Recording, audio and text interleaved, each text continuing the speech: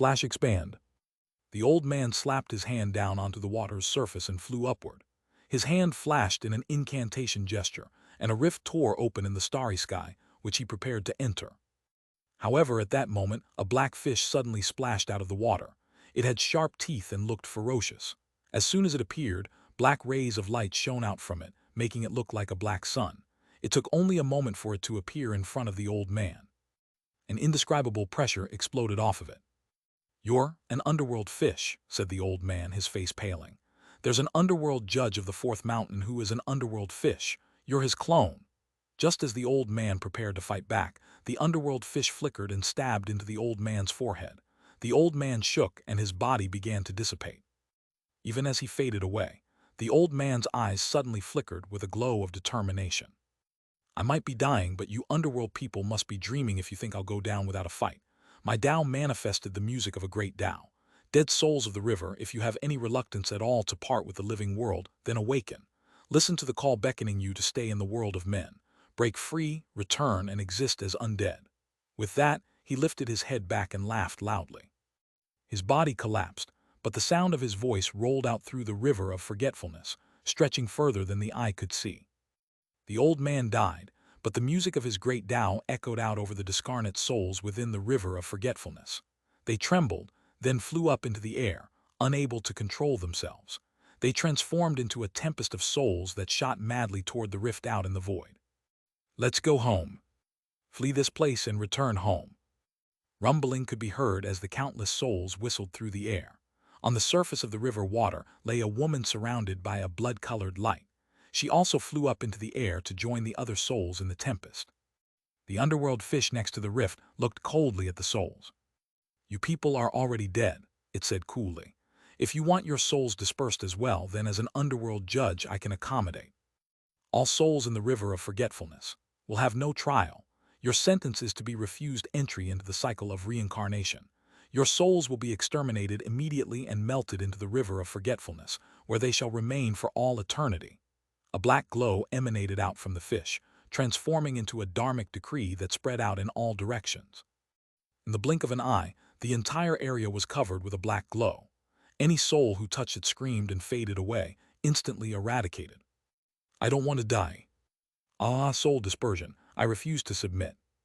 My life was ended, and now I get no second life. I can't accept this." It took only a moment for all the souls above the river to fade away, with the exception of the woman's soul.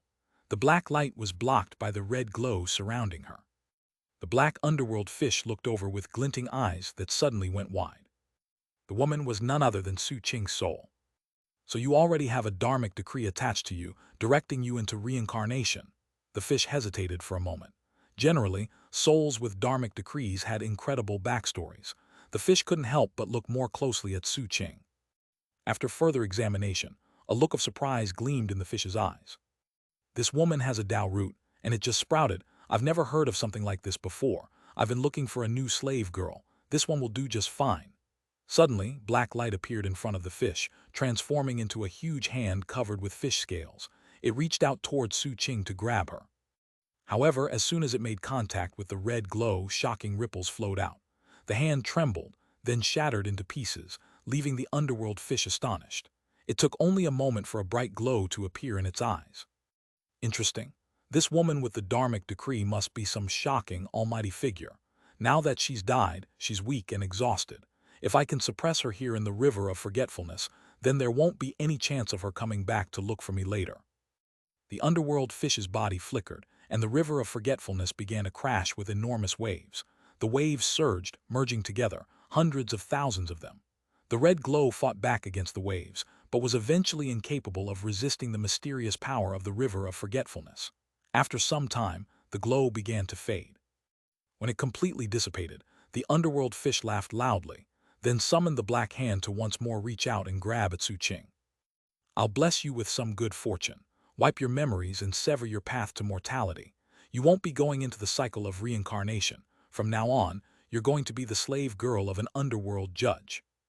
Just as the black hand was about to grab onto Su Qing, a strand of divine sense suddenly flew up into the air, emanating an astonishing power. The strand slashed down, slicing the black hand in two. A miserable scream could be heard from the underworld fish. With an expression of complete astonishment and terror, it shot backward in retreat. At the same time, a cold voice echoed out through the river of forgetfulness. "How dare you touch the daughter-in-law of the one surnamed Fang?" The voice seemed enraged, and the entire river of forgetfulness shook. The underworld fish couldn't look more shocked. "You, Fang, you're—" It began to tremble with such fear that its soul nearly dissipated. Before it could finish speaking, the strand slashed out into the starry sky, severing all natural law. The strand continued to slash down toward the underworld fish. It screamed as its body was sliced into two halves. The strand then appeared to be preparing to finish the job and completely destroy it. "Your Excellency, please spare my life," cried the underworld fish. It was completely terrified, filled with a sense of deadly crisis. Unfortunately, it was incapable of fleeing and had no other option than to beg for mercy. It was at this point that another voice, ancient and archaic, echoed out from within the river of forgetfulness. "Elder brother Fang, calm your anger. Considering my position as king, can't you give me some face?" In conjunction with the voice, an enormous face appeared within the river of forgetfulness. It had a third eye on its forehead, and as soon as it appeared, all the stars in the sky trembled. "No, I can't," was the cold response. A blood-curdling scream rang out from the mouth of the underworld fish. Its body was destroyed, completely and thoroughly. Then, a will of extermination appeared that quickly found the true self that the clone originated from and destroyed it as well. Nothing could prevent this from happening. The starry sky was now tranquil and quiet. "Elder brother Fang, we haven't seen each other for years, but you still have the same temper. You know, you might just be a stream of divine sense come from the lands of South Heaven, but that's still a violation of the agreement.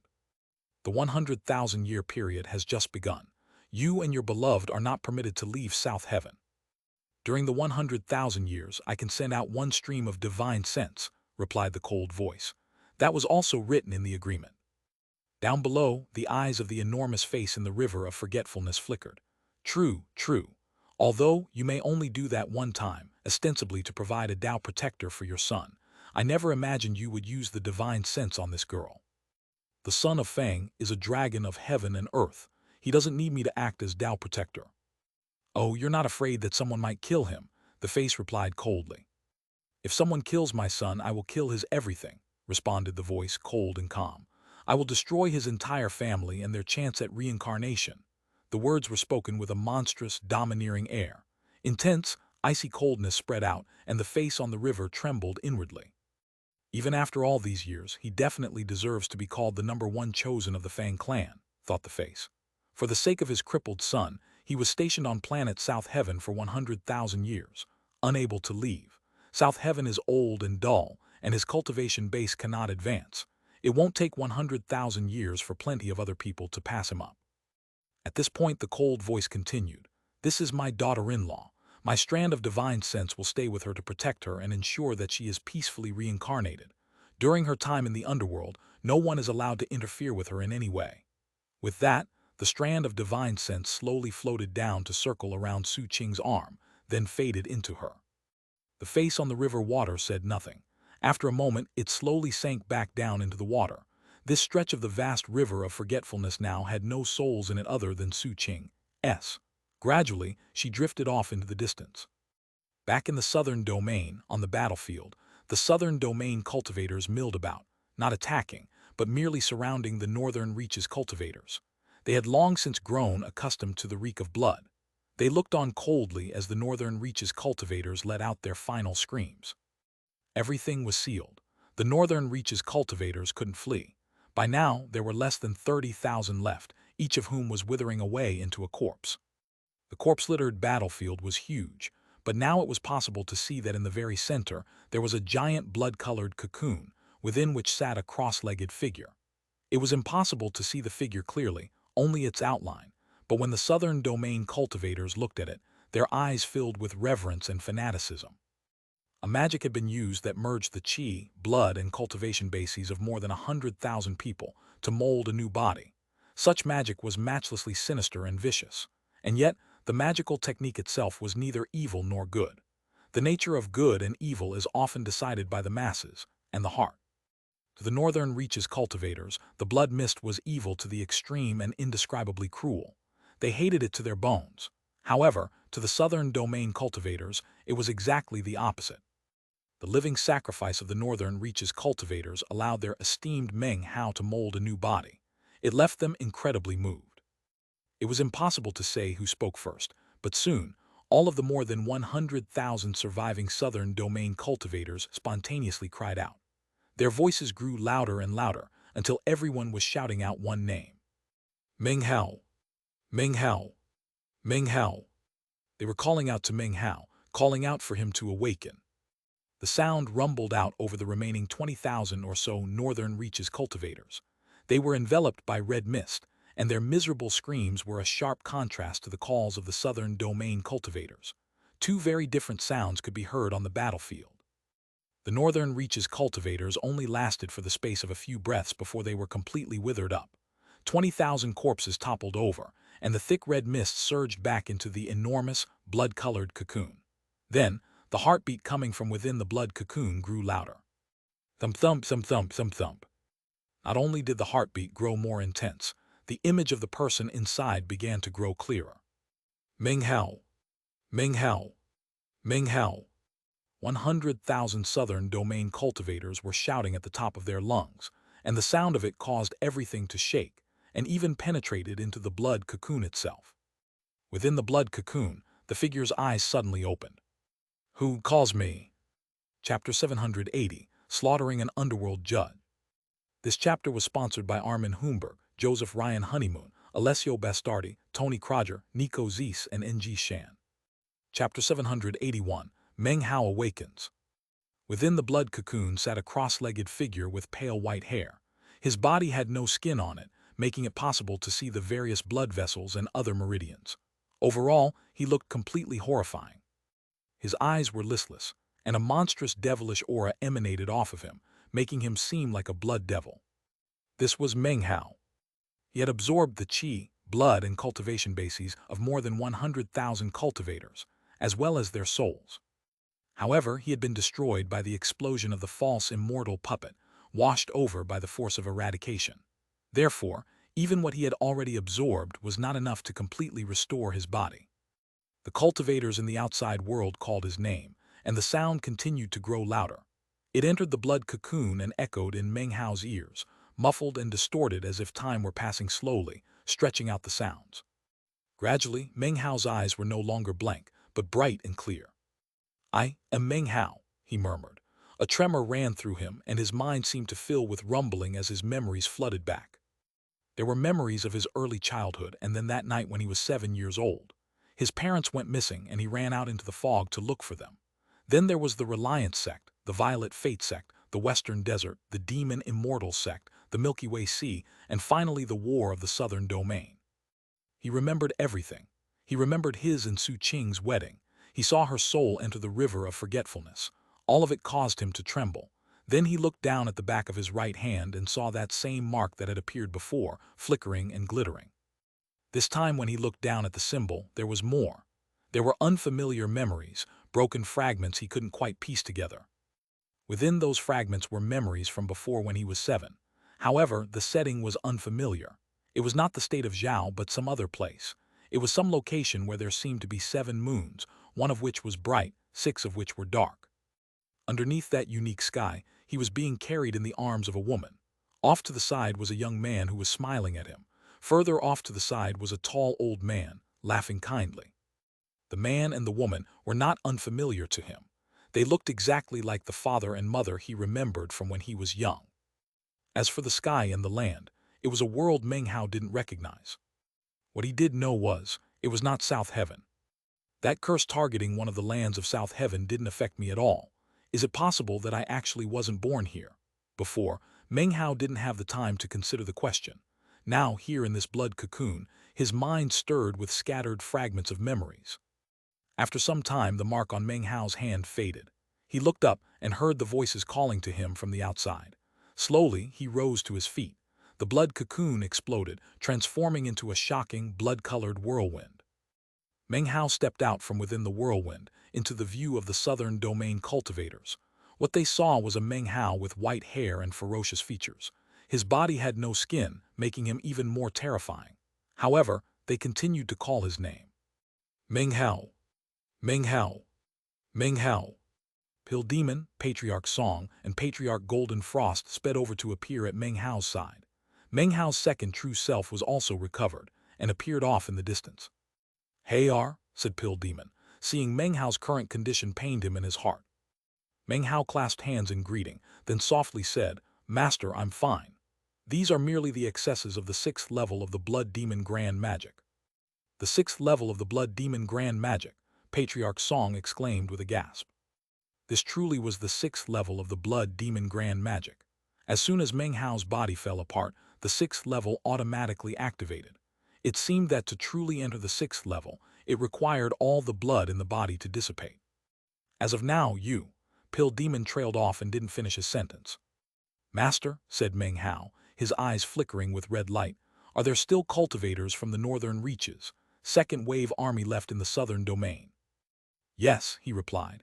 "There were a total of 6 fronts. The 3rd and 4th overlapped here, but there are still 4 others scattered in the 4 cardinal directions. There are still roughly 100,000 northern reaches cultivators out there." A flicker of worry could be seen in Pill Demon's eyes. He knew what state Meng Hao was in. He was bedeviled and would carry out slaughter like a devil. "Master, I've found my path to the 3rd severing," said Meng Hao. He looked at Pill Demon, then clasped hands and bowed respectfully. Pill Demon looked at him seriously for a moment, then suddenly laughed out loud. Relieved, he waved his hand, sending a jade slip flying out that detailed the locations of the 4 northern reaches armies. Meng Hao caught the jade slip, then turned to clasp hands toward Patriarch Song and Patriarch Golden Frost. Finally, he looked out at all the southern domain cultivators, clasped hands and bowed. With that, he flew up into the air. His second true self rippled and vanished, becoming his shadow as he shot off into the distance.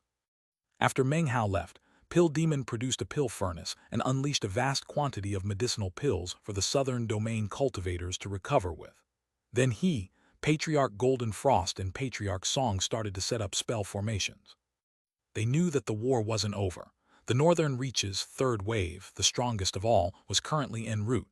It wouldn't be long before it arrived, and then the true battle for victory or defeat would begin. In the end, the southern domain's chances of winning were small, but they would fight nonetheless. It would be better to die in battle than let the southern domain be overrun. Meanwhile, Meng Hao shot through midair in a beam of blood-colored light. He sped forward, jade slip in hand, heading toward the 2nd front, which wasn't very far off. The Blood Demon Grand Magic has 3 strata. With the 1st stratum, I can battle early Dao Seeking. With the 2nd, I can battle mid-Dao Seeking. With the 3rd stratum complete and my current cultivation base, I can definitely shake the peak of Dao Seeking. If I can perform my 3rd severing and step into Dao Seeking then, I would be considered invincible within the Dao Seeking stage. Meng Hao's expression was placid, but his heart was thumping. Regarding my 3rd severing, I already have the basics lined up. He looked down toward the ground and saw a shadow that others would not be able to perceive, his second true self.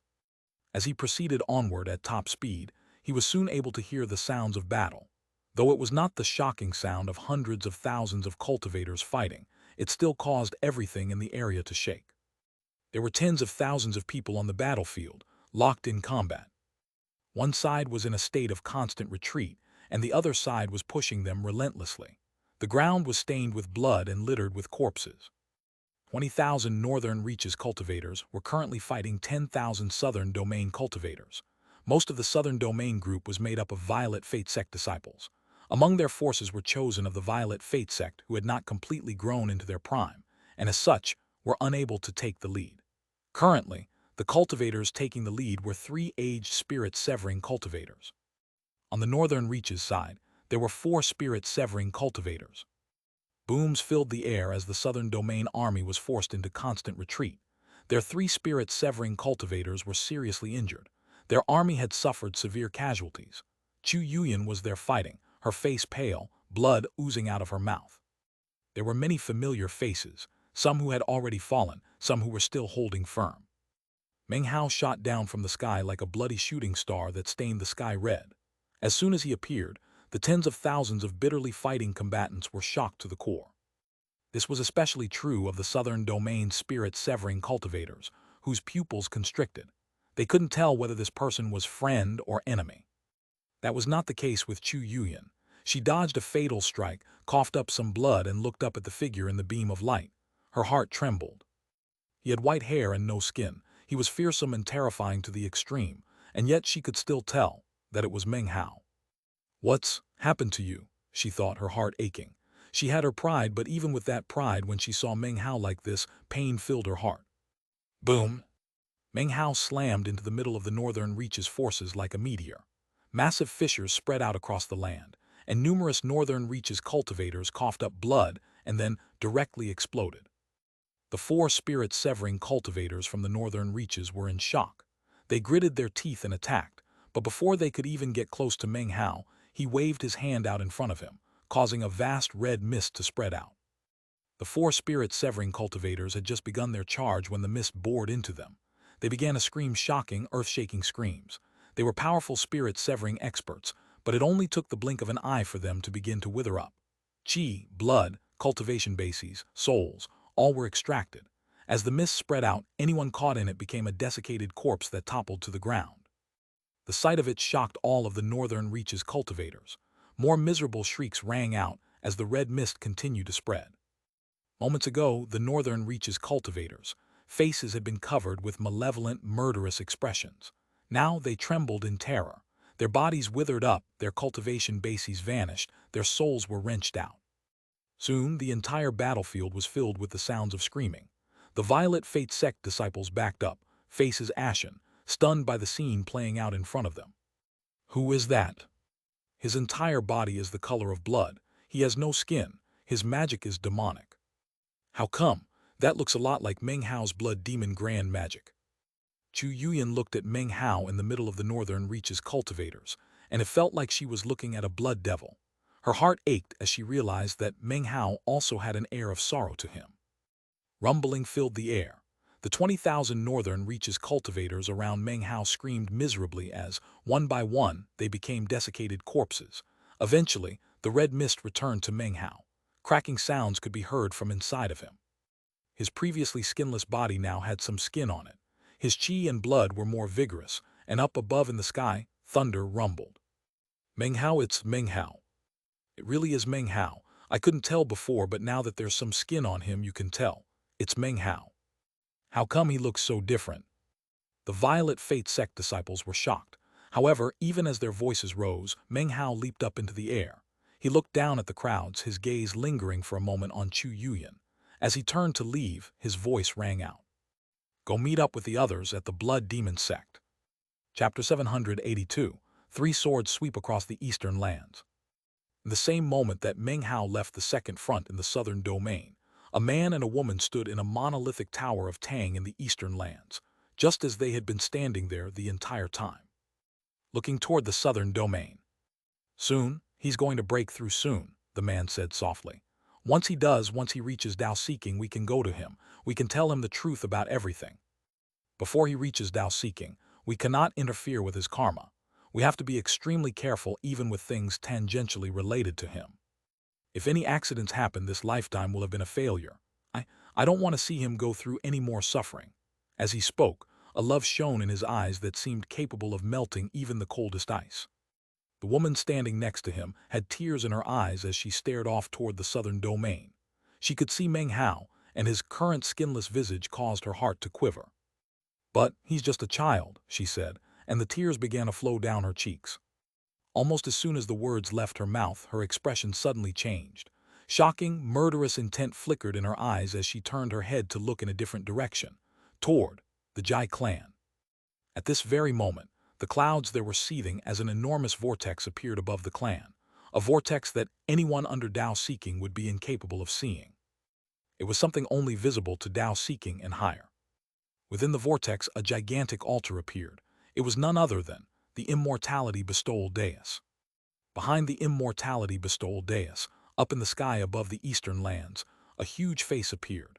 Its eyes were closed as if it were sleeping. However, as soon as it appeared, an indescribable pressure emanated out that weighed down on all living creatures in the eastern lands. "The false immortal puppet Hayar used was infected with Jai clan karma," said the woman. "He already had Jai clan karma on him to begin with now. They're going to make a move." The killing intent in her eyes grew even more intense. At this point, Rumbling sounds could be heard from within the immortality bestowal dais. Clearly, it was just on the verge of performing a teleportation. "Remove my seal," the woman said urgently. "They're going after Hayar and I'm going to stop them." The man didn't say anything. However, his hand released the column it had been gripping and clenched into a fist. "There's no need," he said calmly. "I'll handle it myself." The woman looked over in shock. As far as she could remember, her husband always opposed her when she tried to interfere in matters. They had quarreled about such things many times. But now he was going to do something. "You." "Hayar is at a critical juncture and can't be disturbed. If we can't interfere then, neither can the Jai clan." A cold gleam appeared in his eyes as he stretched his hand out and pointed up into the sky. Instantly, the entire eastern land started to tremble. The face in the sky distorted as a gargantuan finger appeared up above, then poked viciously down toward the immortality bestowal dais. As the rumbling filled the air, roars of rage could be heard from within the Jai clan. 3 figures appeared, shooting up toward the immortality bestowal dais and the descending finger. The song of a great Tao rose up from the immortality bestowal dais and from the ancestral lands of the Jai clan. The sky trembled, and the eyes of the enormous face opened a sliver. Instantly, the enormous finger began to shudder, seemingly incapable of withstanding the force. Then the man in the Tower of Tang snorted coldly. The eastern lands consisted of 216 states. The northern reaches had 113. The southern domain, 219. The western desert had none, and was also the only region that had no towers of Tang. In the lands of South Heaven, there were a total of 548 towers of Tang. Currently, roughly a third of those towers of Tang began to emit bright light.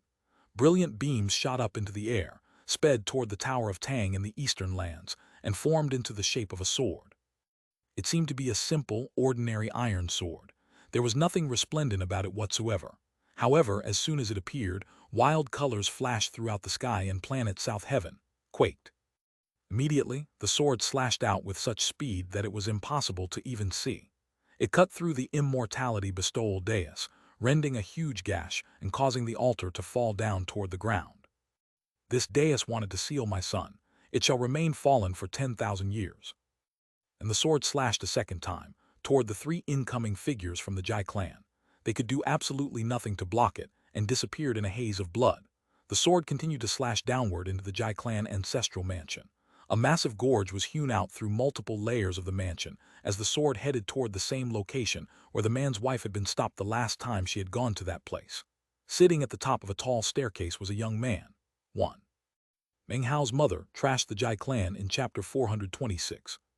The young man's face flickered, and he immediately roared and counterattacked with all the power he could muster. A boom rattled out, and blood sprayed from his mouth as both of his arms were severed. They flew up into the air and spontaneously combusted, gone for all eternity. "Your clan wishes to infect my son's karma. You're nothing but a puny peak immortal realm so-called Tao Lord who hasn't even opened the great door to the ancient realm, and yet you dared to chide my wife. I'm severing your arms. Furthermore, you'll never reach the ancient realm in this lifetime." 2. For those of you who don't remember the 4 great realms of cultivation as explained by Qi Yunhai in chapter 587, they are spirit, immortal, ancient, and Tao. The sword slashed a third time toward the face up in the sky. Massive amounts of sword chi billowed out, and a huge rift was opened up in the sky. The face vanished. If your honored clan chief were here, I would obviously be no match for him. But the trifling strand of divine will that has become the heavens of South Heaven is not enough to keep me under its thumb. You listen to me, Jai clan. I Fang have a family with 4 people in it.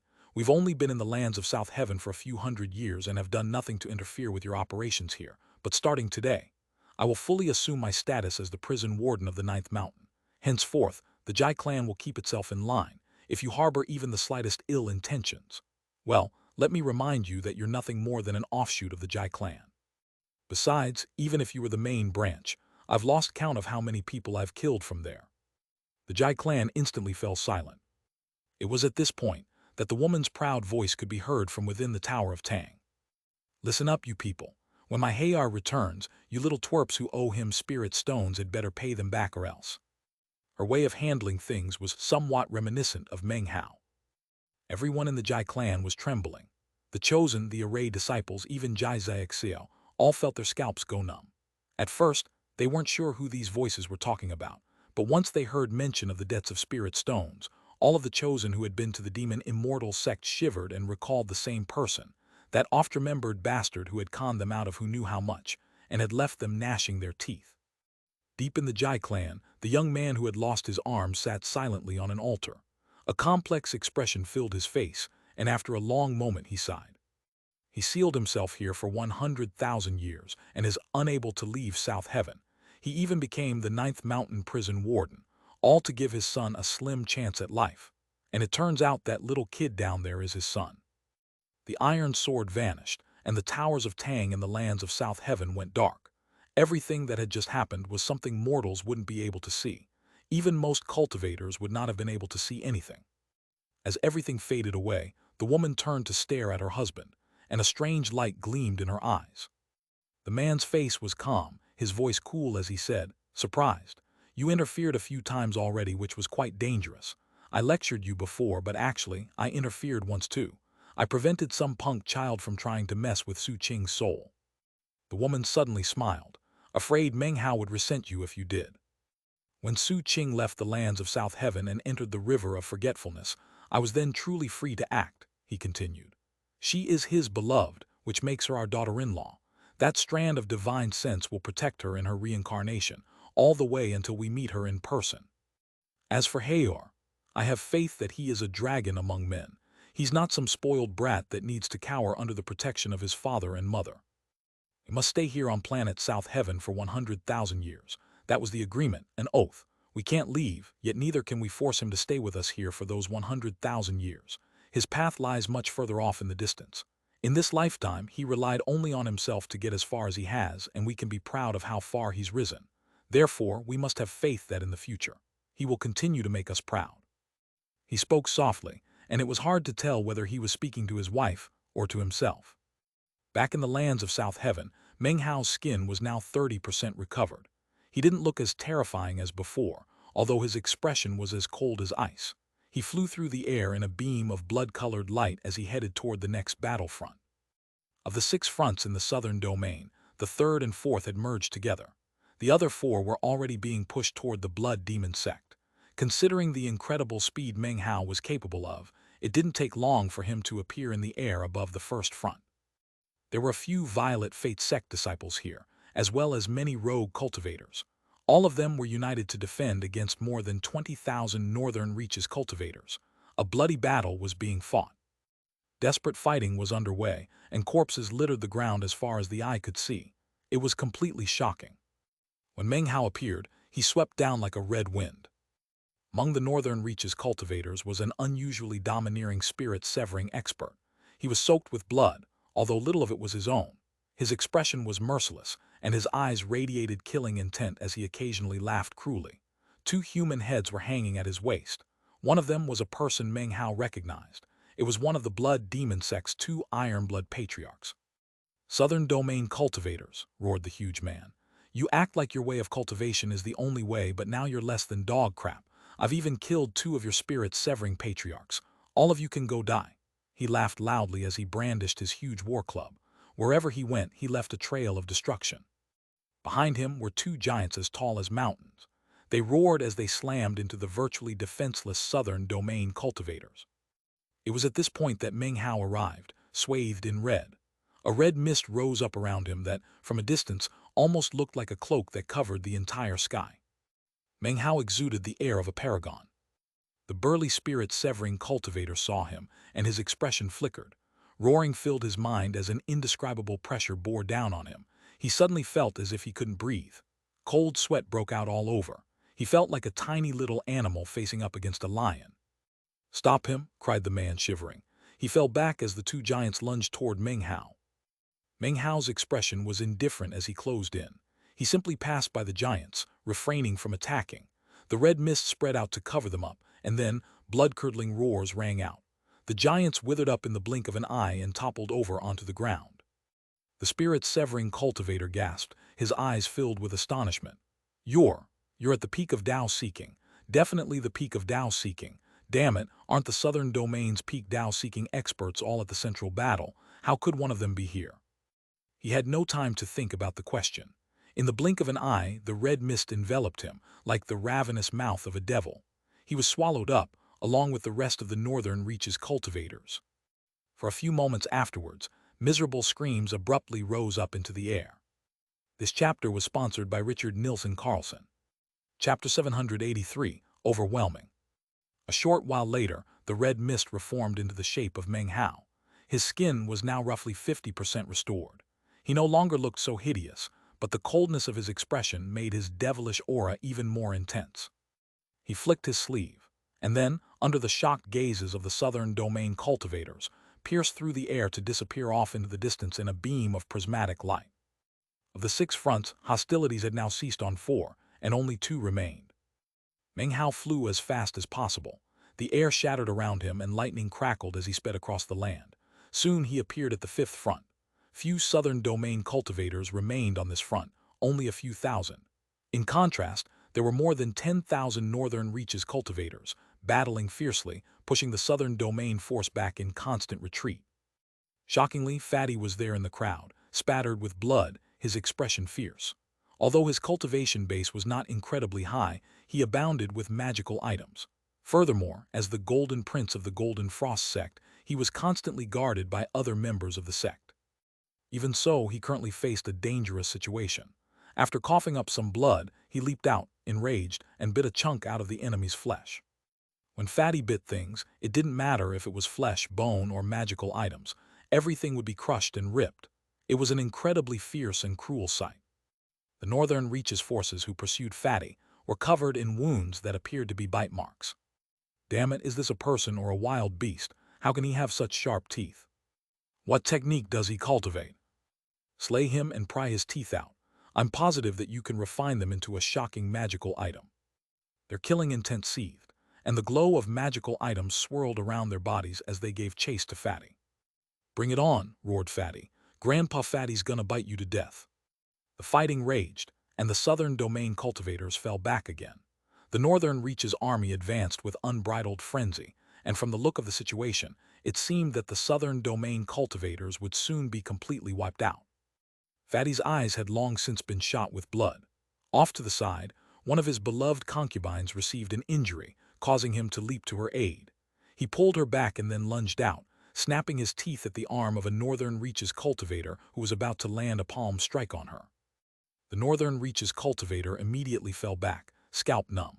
Although Fatty only ended up biting air, the sound it emitted was completely shocking.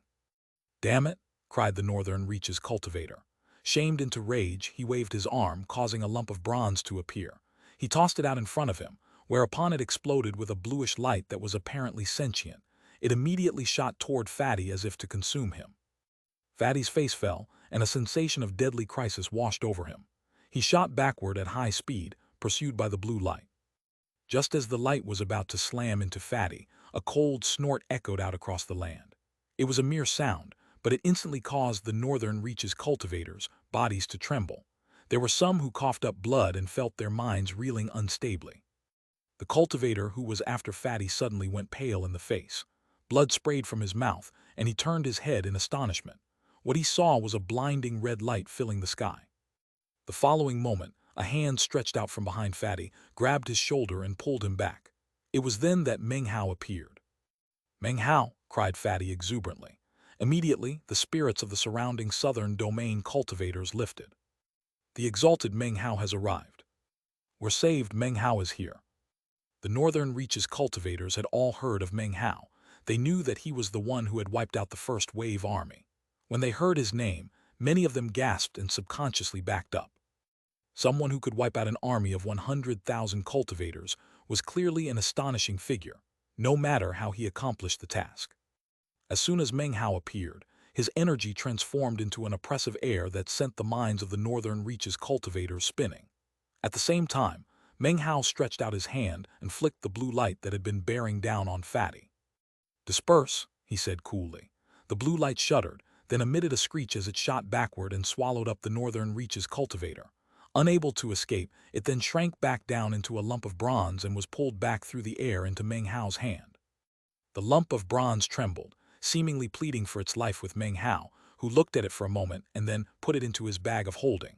Then he glanced around at the more than 10,000 northern reaches cultivators. A dark look gleamed in his eyes and he stepped forward. Vast quantities of red mist instantly roiled out, like countless vipers.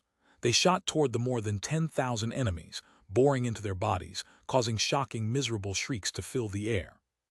Meng Hao still stood there, arms raised into the air, eyes closed. Rumbling sounds filled the air as one after another, the northern reaches cultivators transformed into desiccated corpses. Red mist poured out from their eyes, ears, noses, and mouths, then flowed back to Meng Hao. His skin grew rapidly, and in the time it takes half an incense stick to burn, the screams faded away. The corpses toppled over and Meng Hao opened his eyes.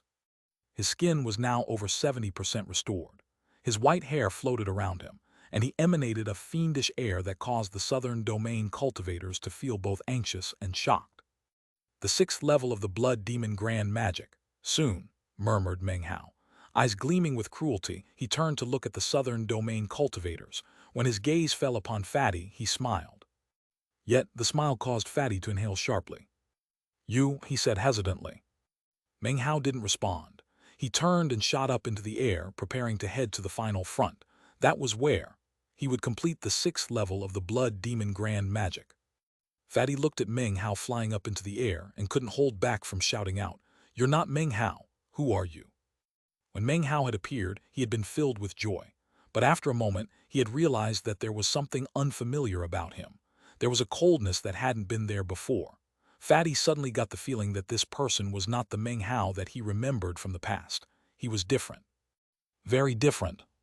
It was the same feeling Chu Yuyan had experienced, except that with Fatty, it was even stronger. The Meng Hao he remembered was not the type of person to carry out massacres. He was not so savage and cruel. He would not consume others, chi, blood, life force, and souls to further his cultivation. Those techniques were the craft of devils. Such practices would give rise to shock no matter what era or location they appeared in. Cruelness, ruthlessness, the ability to treat life as worthless. That was how this Meng Hao was acting. He was completely different from the con-loving Meng Hao who existed in Fatty's memories. Meng Hao came to a halt up in midair, and Fatty's words echoed about in his mind. He paused for a moment without looking back down at Fatty, then vanished off into the distance. The 6th front was the location of the final remnants of the northern reaches, second wave army. The cultivators responsible for holding them back were from the auxiliary branches of the blood demon sect, the solitary sword sect, and the golden frost sect. This was the only front out of all of them where the southern domain maintained a superior position. There were originally over 20,000 northern reaches cultivators, but now there were little more than half that. The southern domain cultivators fought back fiercely, and their enraged battle cries filled the area. Chen Fan was in the middle of it all, along with Li Shiki. The battlefield was filled with the glow of magical techniques and the power of divine abilities. Chen Fan's cultivation base had returned to the nascent soul stage, and he fought with a sword. He truly looked like a sword cultivator, fighting as he did with shocking, killing blows. Li Shiki was surrounded by a blood-colored glow. Of course, she did not cultivate the blood demon grand magic, but rather used other magical combat techniques of the blood demon sect. Booms filled the air, and the sky suddenly turned bright red. Rain began falling, red rain. It was completely unexpected, and both the southern domain and northern reaches cultivators were astonished. It was at this point that the falling rain transformed into a red mist that shot, swirling, toward the northern reaches cultivators. In the blink of an eye, it bored into their bodies. The southern domain cultivators were shocked and immediately fell back.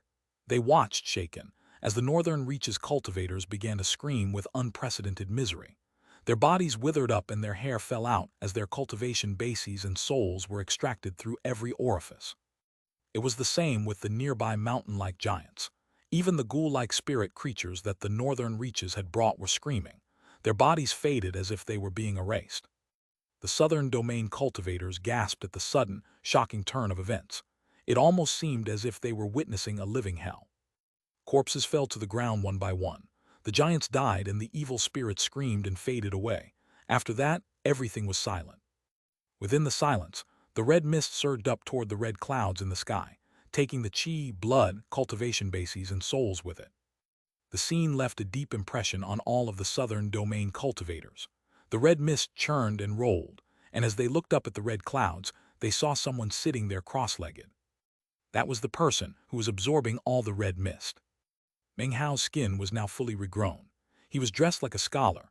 However, his previously scholarly aura was now as cruel and merciless as a blood devil. His white hair floated around him, and when his eyes slowly opened, it seemed as if red lightning were crackling within them. After absorbing all the power from the battlefield below, his body flickered and he vanished. There were friends down below, but he didn't want them to see him like this. Living sacrifices. He used some evil technique to turn them into living sacrifices. Who was that person in the clouds? Most of the southern domain cultivators made such exclamations. However, there were some people whose faces flickered as they seemed to recall a similar, although not quite as vicious, scene. Chen Fan stood there silently, a complex look on his face as he looked up into the sky. Not too far off was Li Shiki, who stood there trembling. She was a blood demon sect disciple, and although she did not cultivate the blood demon grand magic, she was not unfamiliar with it.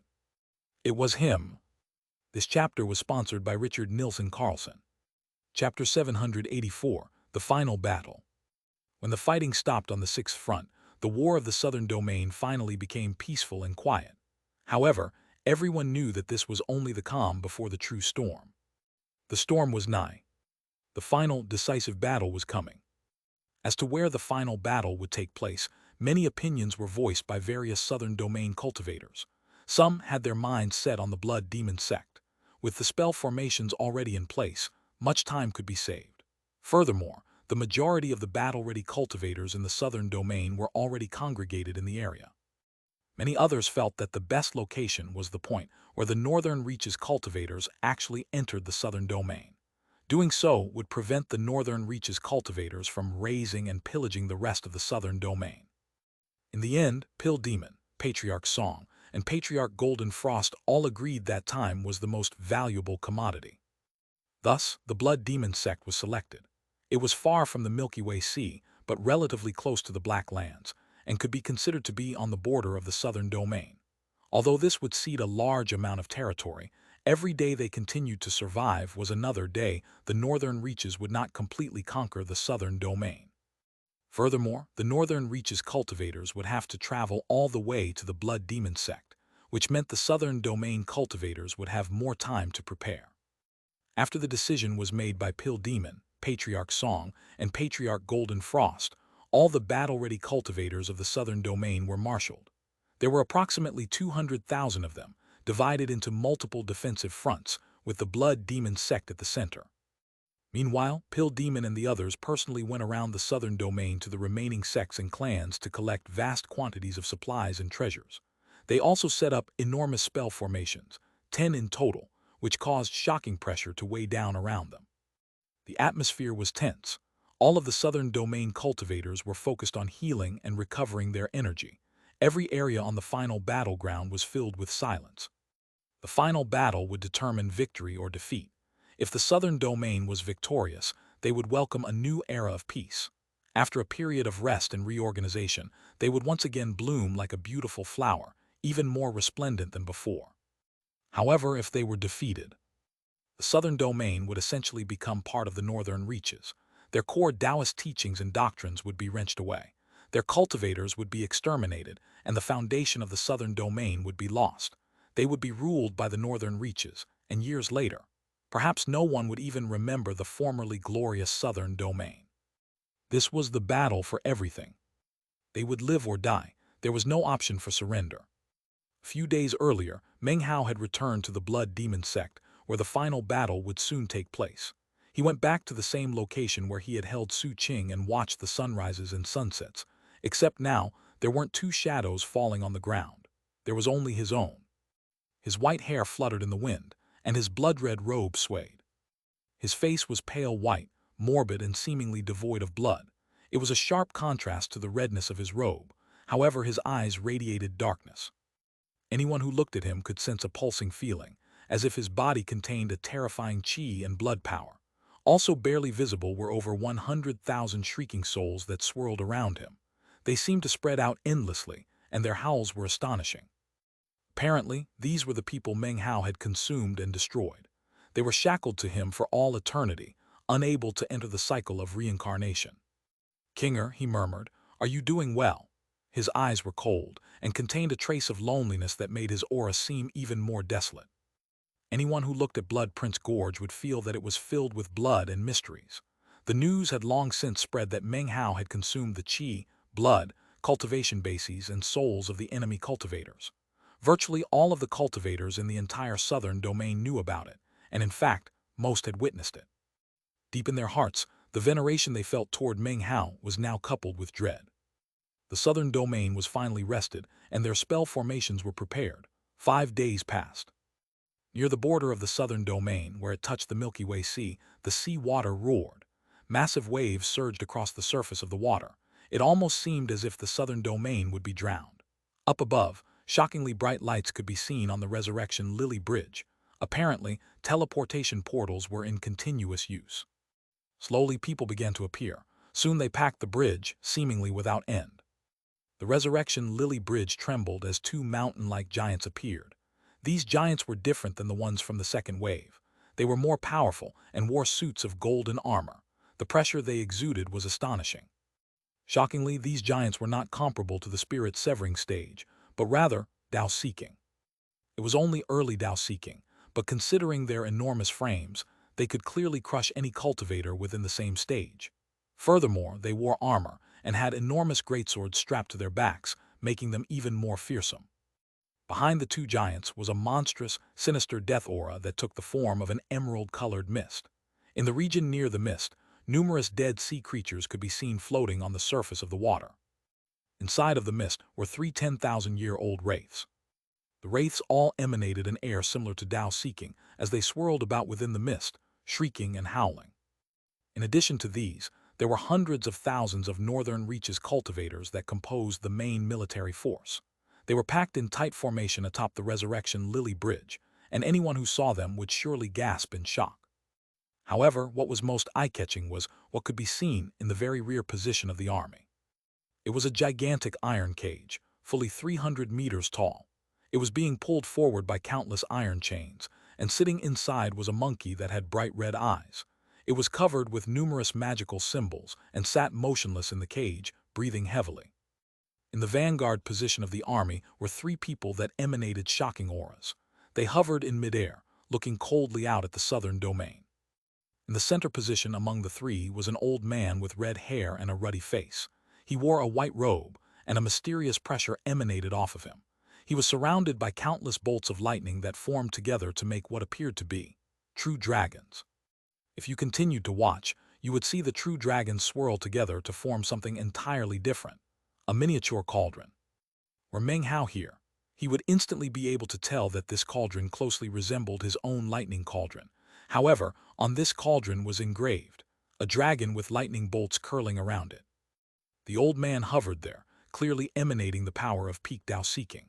And yet, the feeling of his aura was somewhat similar to that of Meng Hao's false, immortal puppet. Yet again, further examination would reveal that his aura was even more ancient and archaic. He seemed to possess an aura that was somewhere between a true immortal and a false immortal. This old man was the most powerful person in the entire Northern Reaches, the clan chief of the imperial bloodline clan. On either side of him stood a man and a woman. The man was gentle and effeminate, with phoenix-like eyes and a frame as lithe as the wind.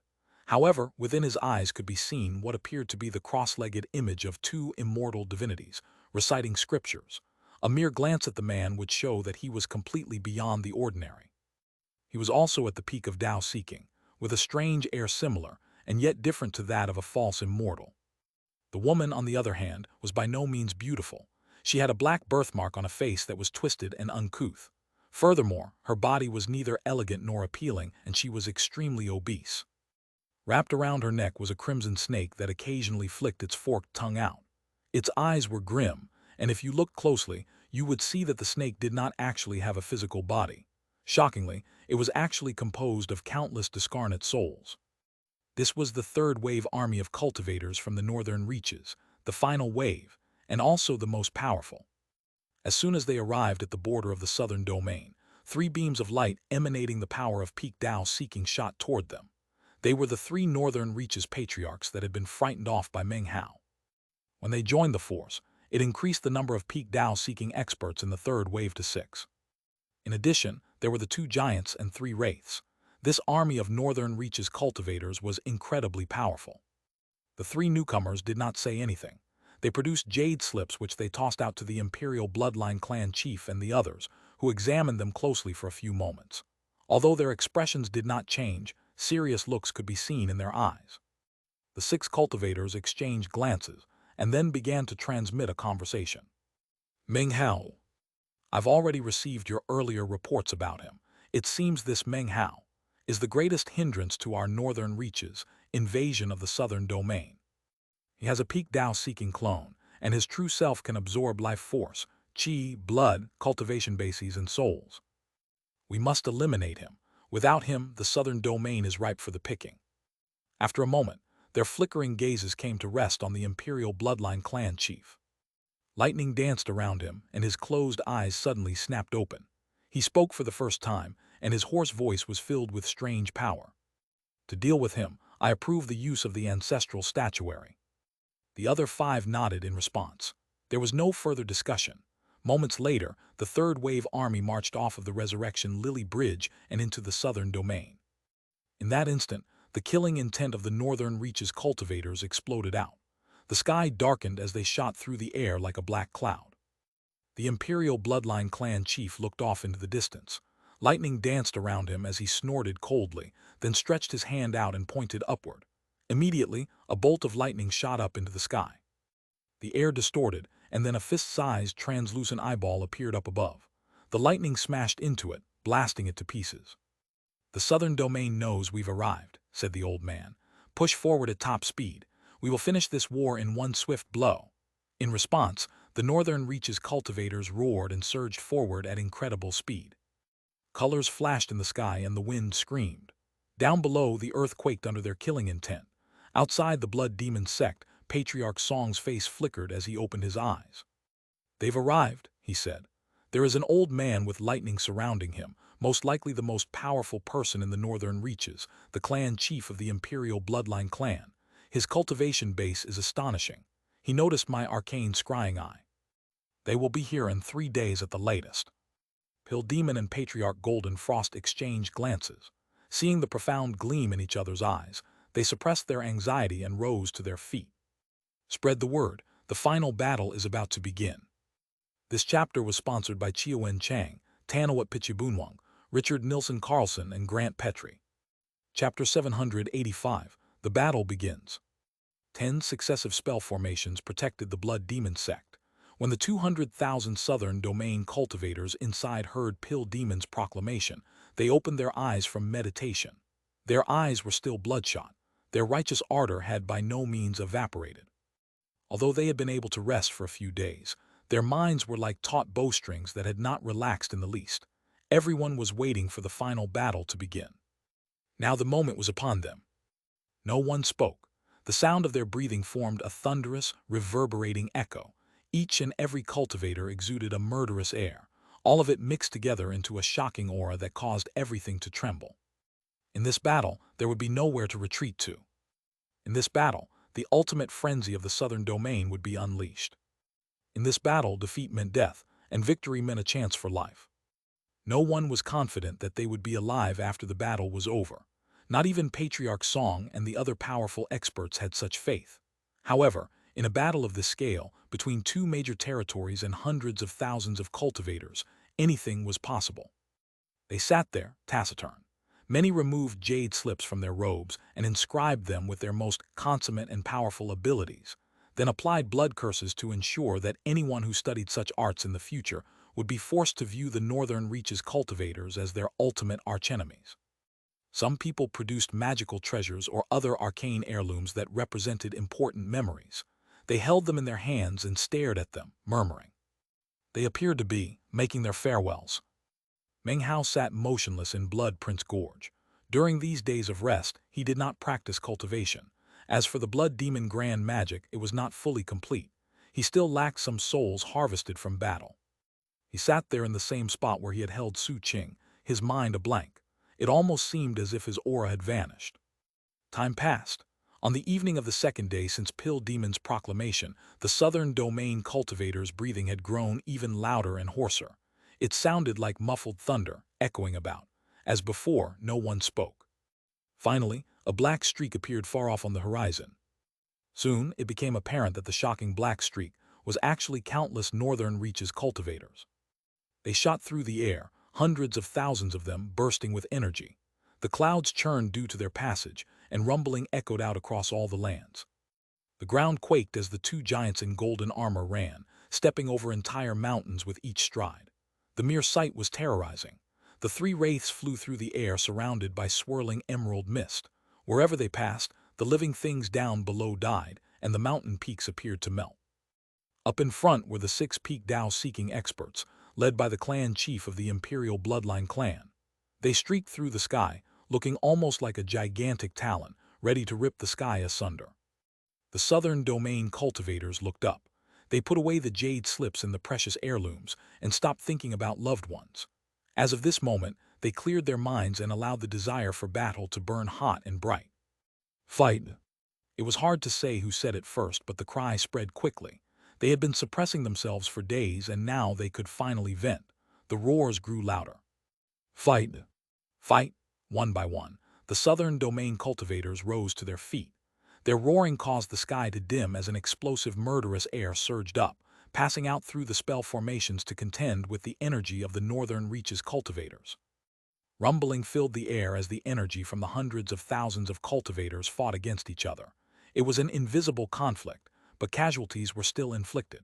The northern reaches cultivators stopped in place, and there were even some with blood oozing from their mouths. It was the same with the southern domain forces. Suddenly, a cold voice echoed out from the northern reaches forces. Central Regiment, advance. Flanking regiments, form into a blade. Summon the immortal gate to smash the entire place flat. The voice came from a veiled woman who floated cross-legged within the green wraith mist. In response to her words, 3 regiments split from the army of hundreds of thousands of northern reaches cultivators. The Central Regiment numbered 100,000 and advanced directly forward. The 2 flanking regiments had 50,000 cultivators each and formed together into something that looked like sharp blades that shot forward. Simultaneously, a rift suddenly opened up above in the sky. An enormous golden door emerged, then smashed down toward the ground.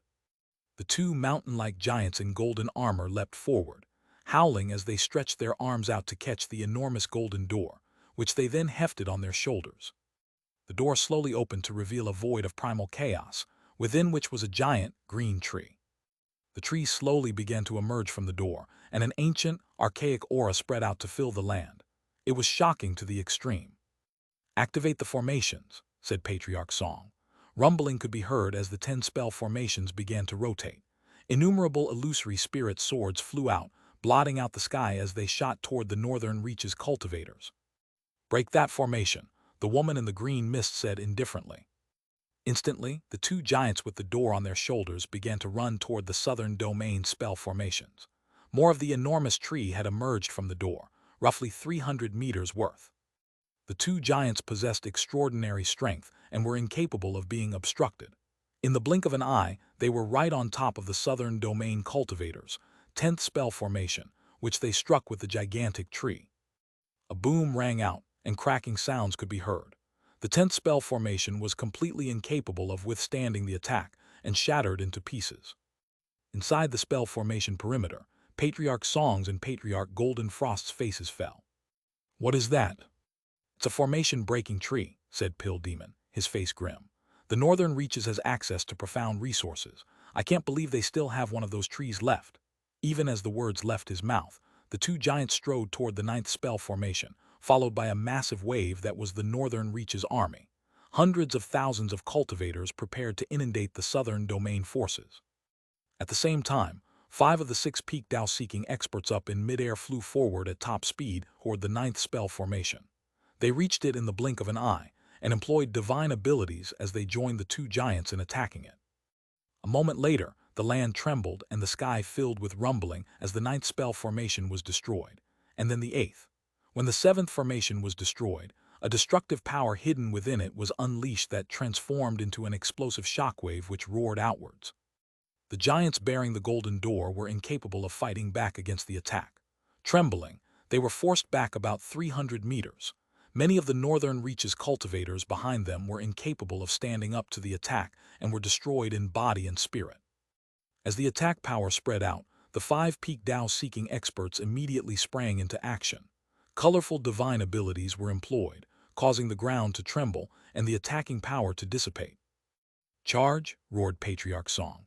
He, along with Pill Demon and Patriarch Golden Frost, flew out, followed by 5 spirit-severing experts and the 200,000 southern domain cultivators. This was the opening salvo of the final battle. Pill Demon and the others headed toward the 5 peak Dao-seeking experts.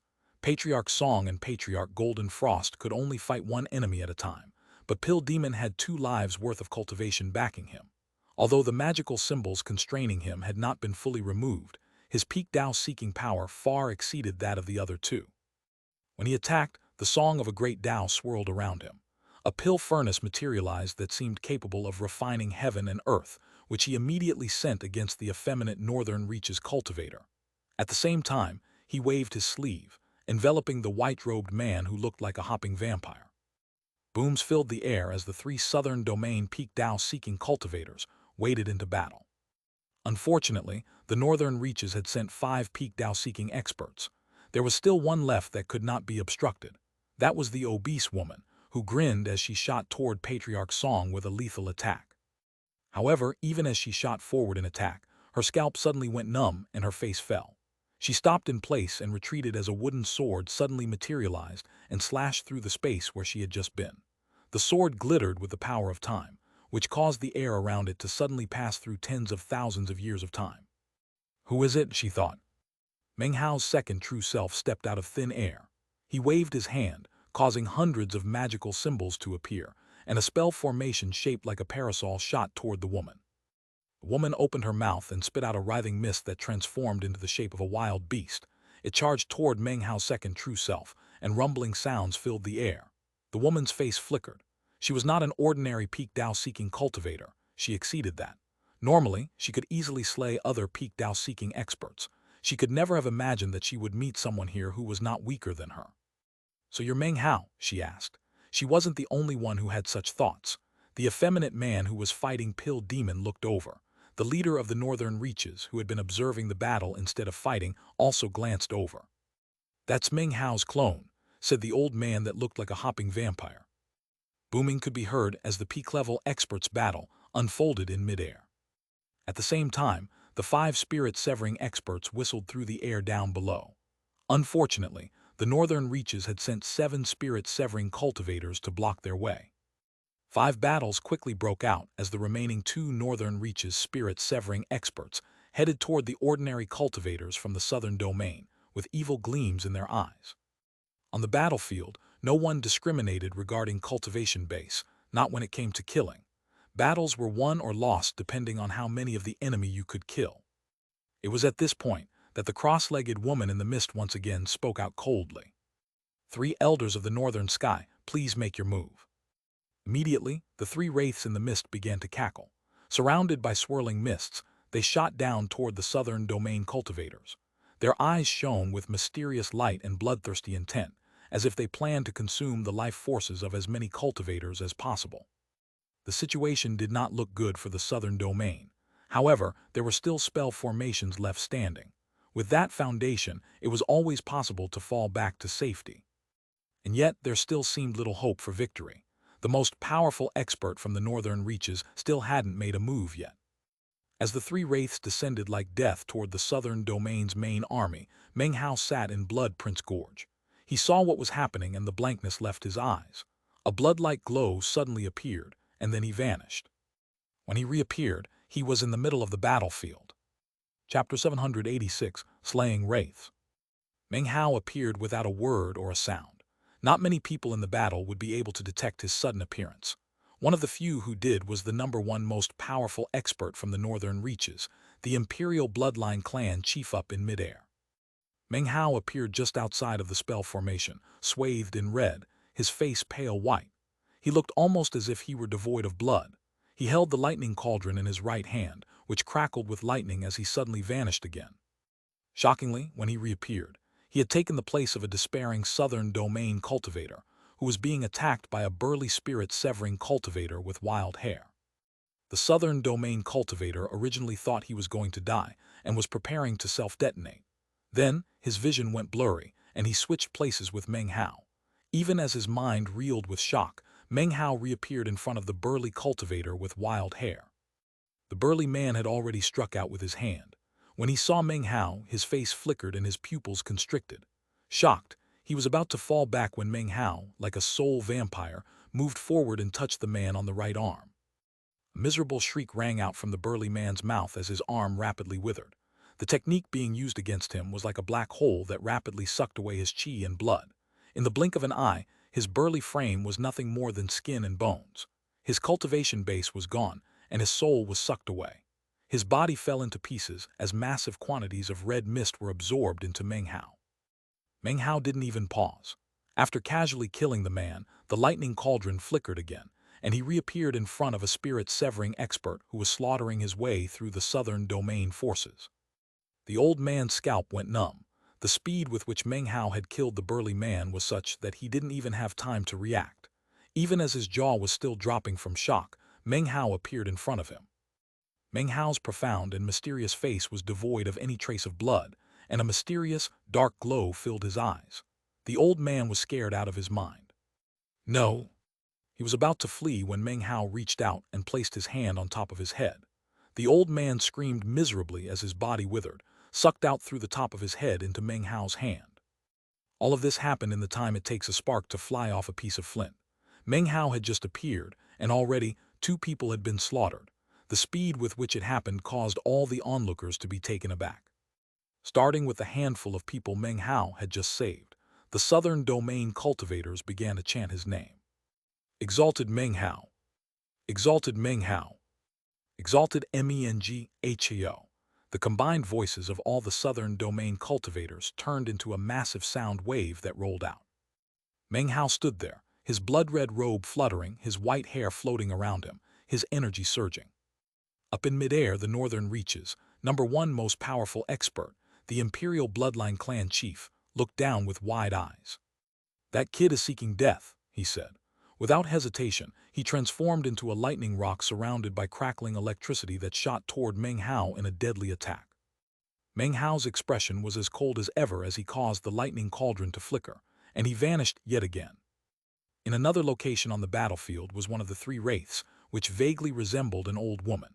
She wore a twisted smile as she grabbed onto a southern domain cultivator, opened her mouth wide, and bit into the man's head. Crunching sounds could be heard as his skull cracked open, and she began to absorb his soul. The screaming man was still alive when suddenly, he vanished and was replaced by Meng Hao. The darkness in the woman's eyes flickered, and relying on the fact that her spirit body was illusory, she didn't pause. Laughing evilly, she opened her mouth to bite Meng Hao. Well, she said, since you've delivered yourself up, let's see exactly how strong you are. Her mouth opened, a mouth which could cause the soul of an ordinary cultivator to be extracted with ease. Meng Hao's expression was cold as the mouth neared him. It was at this point that he opened his own mouth and began to inhale. As he inhaled, the woman's body began to tremble. An indescribable sense of deadly crisis rose up in her, and she screamed. She immediately let go of Meng Hao and began to back up. Damn it, are you even a cultivator? How could it be that you practice ghost magic? Before the old woman could back up very far, Meng Hao inhaled even deeper, and her body collapsed. It transformed into countless motes of sparkling light which shot into Meng Hao's mouth. It was possible to see the image of the woman in one of those motes of light. She was screaming as Meng Hao swallowed her down. His face darkened for a moment, then returned to its previous pale white, shrouded by a head of billowing white hair. Nearby, the other 2 wraiths were already flying away in retreat, thoroughly horrified. Behind Meng Hao, the imperial bloodline clan chief descended, roaring. He moved with incredible speed, and in the blink of an eye was almost upon Meng Hao. Meng Hao's eyes glinted with coldness. He suddenly turned, then shot up into the air, spinning rapidly. A droning sound could be heard as he smashed directly into the lightning rock. Boom! The deafening roar that rippled out shocked even the peak Dao-seeking experts fighting in midair. Even as the lightning rock collapsed, an ancient-looking hand emerged and punched down toward Meng Hao. Meng Hao was sent tumbling backward, blood spraying from his mouth. As he fell back, the lightning cauldron flickered, and he switched places with a northern reaches cultivator off in the distance. Now he was directly in the path of one of the fleeing wraiths. Shockingly, everything that was happening was exactly as Meng Hao had planned it. The instant he appeared, he leaped forward without the slightest hesitation. His right hand flickered in an incantation gesture, then he waved his hand, and his body began to emanate red mist. The mist transformed into a cyclone that headed straight for the wraith. The wraith's face fell and it let out a high-pitched shriek as it sped backward. Such action was useless, however. The cyclone swallowed it up instantly, whereupon it was shredded to pieces, destroyed both in form and spirit. As Meng Hao absorbed it, he could tell that the blood demon grand magic was becoming more refined. Just need a little bit more, he thought, his eyes flashing with red. The final wraith was now completely and truly scared to death. After sweeping across the northern reaches for years, he had finally been captured and transformed into a wraith. In the past, he had been a powerful expert, but was then forced to consume souls as a form of cultivation. To him, feasting on human flesh to bolster his spirit was the natural order of things. However, this was the first time he had encountered a terrifying existence that could consume ghosts and wraiths like himself. The wraith flew backward in complete astonishment, merging back into the green mist that hovered in midair, not daring to emerge again. Up above, the two mountain-like giants with the golden door on their shoulders and the huge tree were now once again bombarding the southern domain spell formations. The sixth spell formation collapsed into pieces, and the fifth formation started crumbling. Down below, the #1 expert of the northern reaches, the imperial bloodline clan chief, was once again in human form, his body surrounded by crackling lightning that formed his own lightning cauldron. He suddenly lifted his hand and waved his finger toward Meng Hao. A lightning bolt immediately shot out from his lightning cauldron. It was black and looked like a dragon as it sped through the air. At the same time, the old man changed shape again, transforming into a 300-meter-long dragon. This was no ordinary dragon, this was a lightning dragon. 1. Lightning dragon or thunder dragon is also how you would translate brontosaurus. Primordial lightning dragon transformation, cried the old man, his voice thrumming with what seemed like the power of heaven. A savage and archaic aura rose up from his body as the incarnated primordial lightning dragon charged toward Meng Hao. Unfortunately for the old man, this was not a true primordial lightning dragon, but merely the shape of one. Even still, it was shockingly powerful. For the first time, Meng Hao's face flickered. This old man was the most powerful person he had ever encountered other than the Dawn Immortal. Although this man didn't match up to the Dawn Immortal in terms of bizarreness, the domineering extent of his energy exceeded hers. That was especially true of this primordial lightning dragon incarnation, which clearly emanated a feeling of an archaic time. It seemed monstrously aggressive, as if anything which stood up against it could be crushed like dried twigs. What kind of dragon is that? Thought Meng Hao, his eyes flickering as he backed up. That cauldron in his hand just now looked very similar to my lightning cauldron. Suddenly he vanished, switching places with a northern reaches cultivator off in the distance. As soon as the northern reaches cultivator appeared where Meng Hao had been, he was ripped to shreds by lightning. "You can't flee," roared the old man in primordial lightning dragon form. "There's nobody who can even lift a finger against the primordial lightning dragon, lightning transformation." His speed suddenly increased explosively by severalfold. He was clearly not going to allow Meng Hao to have another chance to flee with his lightning cauldron. "I don't plan to flee," said Meng Hao, his eyes glittering. "As for this lightning dragon, I'll show you what happens when I lift a finger." As the primordial lightning dragon bore down on him, Meng Hao raised both hands into the air. A vortex appeared, which was Meng Hao himself. As it pushed outward, the countless struggling souls which surrounded him screamed bitterly. Hundreds of thousands of them were under his control. They flew like raindrops, merging together into the shape of a gigantic head. This head was the color of blood and had a horn sticking out of its forehead. It was none other than the head of a blood demon. Before the two divine abilities could slam into each other, a miserable cry rang out from the sky up above. Over the past days, Patriarch Golden Frost's wounds had remained unstable, despite the medicinal pills provided by Pill Demon. Currently, he was in full retreat up in the air, a look of madness in his eyes. "My longevity was already reaching its end," he said. "I'm going to die soon anyway. The only reason I didn't die in previous battles was because the Li Clan Patriarch saved me. And now, if I'm going to lose my life, dying as part of the Southern Domain struggle means my death is not in vain," he roared. And suddenly his body burst into flames as he unleashed the flame of his life force. In the blink of an eye, he was temporarily at his ultimate peak. His legs had burned away, and his body began to dissipate. Apparently, he was using every aspect of his life force to transform into the final sword form of his entire life, a forbidden sword art. Golden Frost Immortal Slaying. A power capable of devastating heaven and earth rumbled forward. The golden glow of the sword rose into the heavens, and it only took a moment for it to reach the black-robed old man who looked like a hopping vampire. He was incapable of evading, and after the sword passed by, his head toppled down toward the ground. Patriarch Golden Frost, having unleashed this final sword form, completely faded away. His soul was dissipating, and would be incapable of entering the cycle of reincarnation. Patriarch. Down below, the Golden Frost sect disciples among the southern domain cultivators were all filled with grief and anger. If there was one mistake I could take back, it would be joining the solitary sword sect to go to war with the blood demon sect. It's the biggest error I made in my entire life.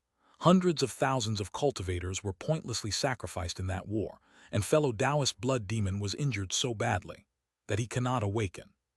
Were that not the case, the puny northern reaches would never be so arrogant as to dare to invade the southern domain. Regret could be seen in Patriarch Golden Frost's eyes. Finally, he turned into nothing more than dust and vanished from the lands of the southern domain.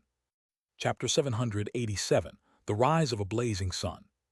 Of the powerful experts of the four powers that had waged war against the blood demon sect, the solitary sword sect patriarch had perished in battle, as had the black sieve sect patriarch. Now, Patriarch Golden Frost transformed his life force into a sword, which slaughtered a northern reaches cultivator and then became ash in the wind. As far as he was concerned, if the war with the blood demon sect hadn't occurred, the southern domain would currently be much stronger. Even if the northern reaches did have 11 peak Dao-seeking experts, they still wouldn't have dared to send troops into the southern domain. After all, the 5 great sects and 3 great clans had deep Dao reserves.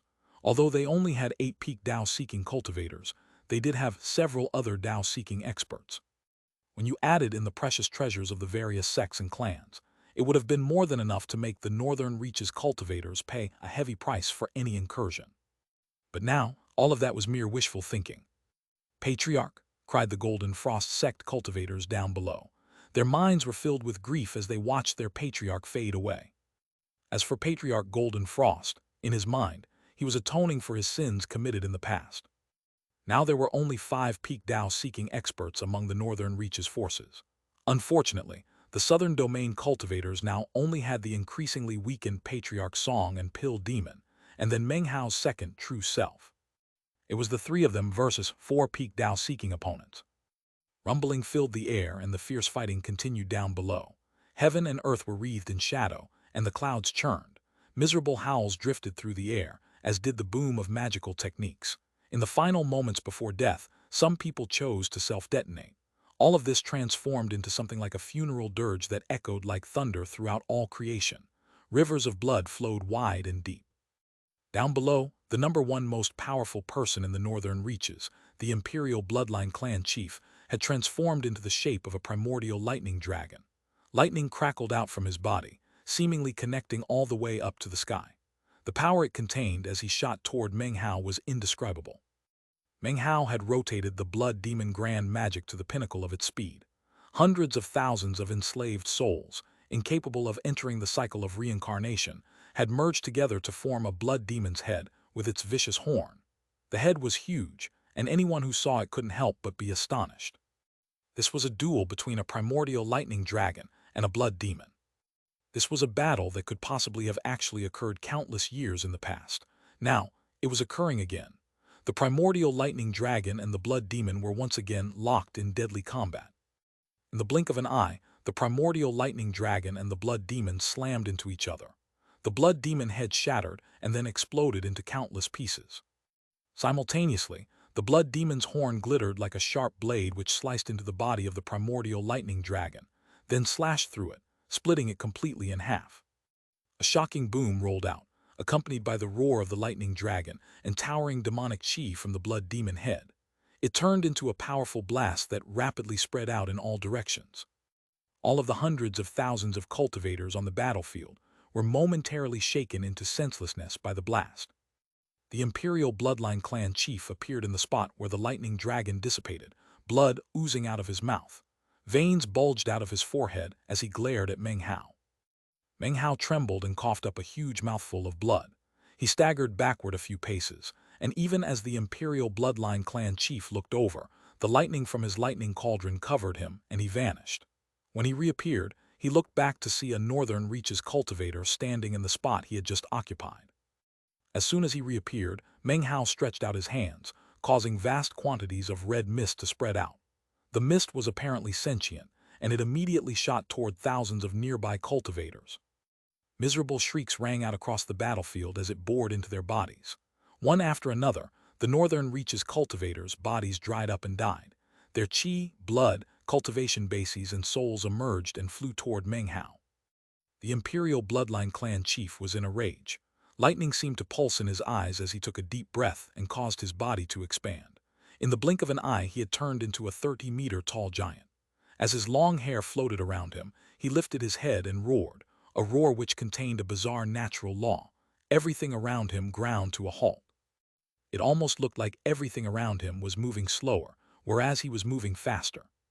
His body flashed as he shot toward Meng Hao and punched out. Meng Hao's eyes glittered coldly.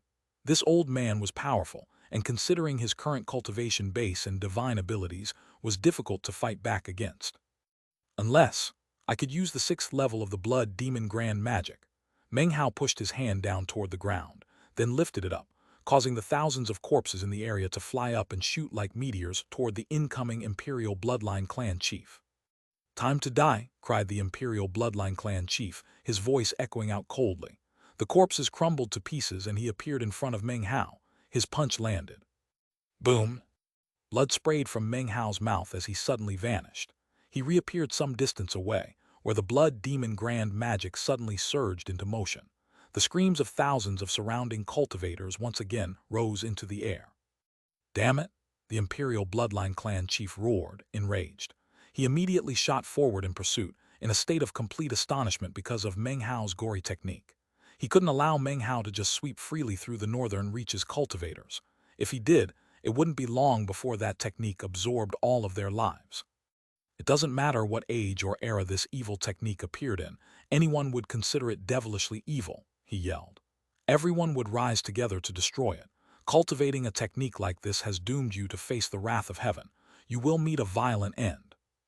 Magic is neither good nor evil, replied Meng Hao calmly. That exists only in the heart. You are incapable of harming the Tao heart of Meng Hao. He flickered to reappear in another location on the battlefield. The astonished northern reaches cultivators in the area tried to flee, but they weren't as fast as Meng Hao's red mist, which bored into their bodies and began to absorb them. "Let's see who's faster, you or me," said Meng Hao, his eyes flashing with the desire to kill. He could sense that he was just about to achieve the 6th level of the Blood Demon Grand Magic. The Imperial Bloodline Clan chief's eyes gleamed with a profound light as he ceased pursuit. Instead, he shot up into the air, his target being the location where the northern reaches, peak Tao-seeking experts were fighting Patriarch Song and the others. "You kill northern reaches cultivators. Fine, I'll kill southern domain peak Tao-seeking cultivators." As the Imperial Bloodline Clan chief shot up into the air, Meng Hao's lips twisted into a cold smile. He stopped absorbing the life forces of the northern reaches cultivators and then caused the lightning cauldron to flicker. In response, the Imperial Bloodline Clan chief laughed. It only took a moment for his laughter to turn choked. That was because Meng Hao had not switched places with someone nearby to block his path. Instead, he reappeared next to the two giants, who were barreling forward with the giant golden door and the huge tree. "Damn it, how insidious," thought the Imperial Bloodline Clan chief, his face falling. "This kid is vicious and merciless. If we don't get rid of him, it's going to be difficult to finish wiping out the southern domain." With that, he shot in Meng Hao's direction. Meng Hao had reappeared directly next to one of the golden-armored giants, and a strange light gleamed in his eyes. Completely ignoring the fact that the Imperial Bloodline Clan chief was closing in on him, he stretched his hands out. Rumbling could be heard as red mist exploded out from him. It shot forward in the blink of an eye, boring into the body of one of the golden-armored giants, whose face then filled with astonishment. It let out a terrified howl. Its body began to shake, and its eyes shone with an expression of unbearable suffering. Its body withered rapidly as its boundless chi, blood, cultivation base, and soul were rapidly extracted. Its entire body withered in the blink of an eye. Cracking sounds could be heard as its legs, incapable of supporting the giant golden door, began to disintegrate. The giant then began to lean to the side, on the verge of collapsing. It was then that the enraged imperial bloodline clan chief arrived. His fist slammed into Meng Hao, causing blood to spray from his mouth. Meng Hao immediately shot backward in retreat, his eyes shining with an extraordinary light. "Die!" yelled the imperial bloodline clan chief, advancing at top speed. The primordial lightning dragon appeared again, along with the roc, the python, as well as white tigers. The energy being unleashed was astonishing, and it all combined into a single punch. Just when the punch was about to slam into Meng Hao, the withered giant in the golden armor couldn't hold on any longer. Its life force vanished, and its corpse slammed into the ground. Massive amounts of red mist glittered brightly with the power it had absorbed. The brilliance of the glow far exceeded that shown when Meng Hao had absorbed countless tens of thousands of Northern Reach's cultivators. As the red mist fused back into his body, he began to tremble. The energy in his body was completely recovered, and the blood demon grand magic, all of a sudden reached the 6th level. His energy was now vastly different than it had been moments before. Instantly, a blood-colored tempest sprang up around him, stretching up high into the sky. Within him, the blood demon grand magic was rotating at the pinnacle of speed. Meng Hao raised his hand in a palm strike that surged directly toward the incoming imperial bloodline clan chief. A vortex appeared around the palm. At first it was only 3 meters across, but it rapidly expanded to 300 meters. It looked like a huge mouth, biting voraciously toward the imperial bloodline clan chief. For the first time, the imperial bloodline clan chief felt a sense of deadly crisis. He immediately put all the power he could muster into his own strike. A shocking thunderous boom echoed out. The imperial bloodline clan chief was consumed by the vortex. A moment later, an enraged roar could be heard and the vortex collapsed. From within, a blood-soaked figure flew out. It was the imperial bloodline clan chief. He was severely wounded, with blood spurting out of various wounds. An expression of astonishment could be seen on his face as he realized that 20% of his power had been withered away in the brief moment that had just passed. The collapsed vortex immediately flowed back into Meng Hao. A tremor ran through him as his fleshly body grew even more powerful. In fact, even a bit of immortal will could be detected. His cultivation base also surged with rumbling power. He hovered in midair, the blood-colored tempest raging around him, the lightning cauldron crackling with electricity, his hair whipping around. He looked like a paragon. He glanced down coldly at the imperial bloodline clan chief, and the aura of a paragon grew even more intense. Colors flashed in the sky and the wind screamed. The hundreds of thousands of cultivators on the ground, even the peak Dao-seeking experts locked in combat up above, were all completely shocked. Meng Hao looked like a blazing sun, rising up with infinite splendor. Chapter 788, Suppression. The #1 most powerful expert in the Northern Reaches, the imperial bloodline clan chief, stared at Meng Hao with wide eyes. Earlier, Meng Hao had been pestering him, but now, the feeling he gave off was like that of some primordial wild beast. His gaze, his aura, the blood-colored tempest, all caused the imperial bloodline clan chief to feel incredibly shocked. His expression was grave as Meng Hao walked forward, eyes glowing with coldness. It only took him a moment to reach the imperial bloodline clan chief, after which he waved his hand, causing a blood-colored light to spread out. In the blink of an eye, the two of them had exchanged dozens of blows. Booms echoed out. Around them, the fierce fighting continued, and up above, the battle of the peak Dao-seeking experts continued. Originally, the southern domain had been in the weaker position, but now that Meng Hao had risen up with his blood demon and the 6th level of the blood demon grand magic, everything had been turned around. If Meng Hao could just kill the imperial bloodline clan chief, then the southern domain would probably have a chance to eke out a victory. The morale of the southern domain cultivators surged, and they lashed out with increasingly vicious attacks. Outside of the spell formations, one of the golden-armored giants had been killed, and the other stood there trembling, completely terrified of Meng Hao. The huge golden door, having lost one of the giants that had been supporting it, was now tilting awkwardly to the side. The giant watched in horror as Meng Hao fought the imperial bloodline clan chief, and its scalp began to grow numb. Finally, It threw the huge door down and turned to flee. After all, it was not a cultivator, but rather a giant descended from an ancient bloodline. The thought of fighting Meng Hao struck terror into its heart. However, in the same instant that it turned to flee, the cold, detached woman who floated in the churning green mist looked over with flashing eyes. Her beautiful hand stretched out and pointed at the giant. Fleeing before the battle is finished, I'll exterminate your bloodline to the 9th degree of kinship. Immediately, the giant began trembling and a sealing mark appeared on its forehead. The mark began to burn, deep into its skin, all the way to the bone. The giant let out a miserable shriek, and madness appeared in its eyes. I shall erase your mind, said the woman calmly, send you into insanity, replace your life force with madness. Kill 100,000 enemies and the curse will be lifted. The giant howled, and its expression twisted into one of insanity. Its eyes were blood-red as it leapt toward the Southern Domain army. Any Southern Domain cultivators it encountered were ripped to shreds before they even had a chance to flee. The giant crushed them with its feet, then picked them up and tossed them into its mouth. Blood flowed down its chin, and it seemed to be completely mad. To the Southern Domain forces, a mountain-like giant with strength similar to Dao Seeking was a huge influence on the battle as a whole. In the blink of an eye, hundreds of Southern Domain cultivators were killed. It was virtually impossible to stop.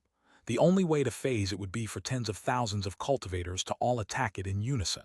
Unfortunately, there was no way the Northern Reaches cultivators would give the Southern Domain the opportunity to do such a thing. Under the direction of the woman in the green mist, the Northern Reaches cultivators began to push forward in an offensive. An endless sea of people surged forward like the tide in a general charge. In the battle between the Dao-seeking experts up above, Patriarch Song and Pill Demon were anxious, and yet were incapable of doing anything to provide assistance to the Southern Domain. All they could do was watch as the flow of battle once again reversed.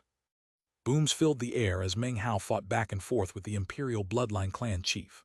The #1 figure from the Northern Reaches had powerful energy, an incredible cultivation base, and wild, vicious attacks. That, along with Meng Hao's 6th level of the Blood Demon Grand Magic, made it seem as if the ground itself were about to explode up into the sky. As they struggled back and forth in combat, Meng Hao saw the giant going crazy and could sense the sinister woman hovering in the green mist. Time to die, he said to the Imperial Bloodline clan chief. Killing intent flickered in his eyes as he lifted his right leg up and began to spin around rapidly. He turned into a cyclone that shot forward and slammed into the Imperial Bloodline clan chief's incoming fist attack. A huge boom echoed out, and blood sprayed from the mouths of both opponents. However, it was at this point that Meng Hao suddenly vanished, then reappeared in the place of a Northern Reaches cultivator next to the charging giant. "You'll die for that," roared the Imperial Bloodline clan chief. Meng Hao's nimble manipulation of the battlefield was giving him a headache. He was just about to give chase when Meng Hao decisively waved a hand, causing a gigantic red mist to appear.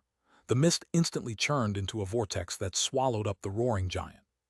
A crunching, chewing sound could be heard. The sound was grating to the ears, and anyone who heard it couldn't help but be shocked. Blood flowed out from the vortex, along with miserable screams. Rumbling could be heard as the vortex then faded away. The red mist within flowed toward Meng Hao, fusing into him, making him even stronger. He turned and punched directly at the incoming Imperial Bloodline clan chief. A huge boom could be heard as, for the first time, the Imperial Bloodline clan chief was sent tumbling backward. His expression showed first shock, then fury. Then his body flickered as he changed shape into a 3-legged golden crow. Brilliant light shone off of him, making him look like a sun. Intense heat blasted against Meng Hao's face. At the same time, the woman in the mist looked on with coldly glittering eyes. She stretched out her hand, causing 9 magical symbols to fly out at top speed. They swirled together in midair to form a huge sealing symbol. The shockingly powerful sealing symbol immediately flew directly toward Meng Hao. "Suppress," said the woman lightly, her voice cold and devoid of any emotion. Her face was pale to begin with, but unleashing the 9 magical symbols left it even paler. Meng Hao's eyes flashed with killing intent. His cultivation base surged as he raised his left hand, within which appeared a shocking black claw, roughly the same size as a human fist. As soon as the claw appeared, a brutal aura exploded out. At the same time, something that resembled the shriek of a cat echoed out, causing everything to shake. This claw was none other than one of the items Meng Hao had acquired during the eruption of the ancient Dao Lakes. After refining it for some time in the past, he was finally able to use it. It was not the claw of some wild beast, but actually a cat.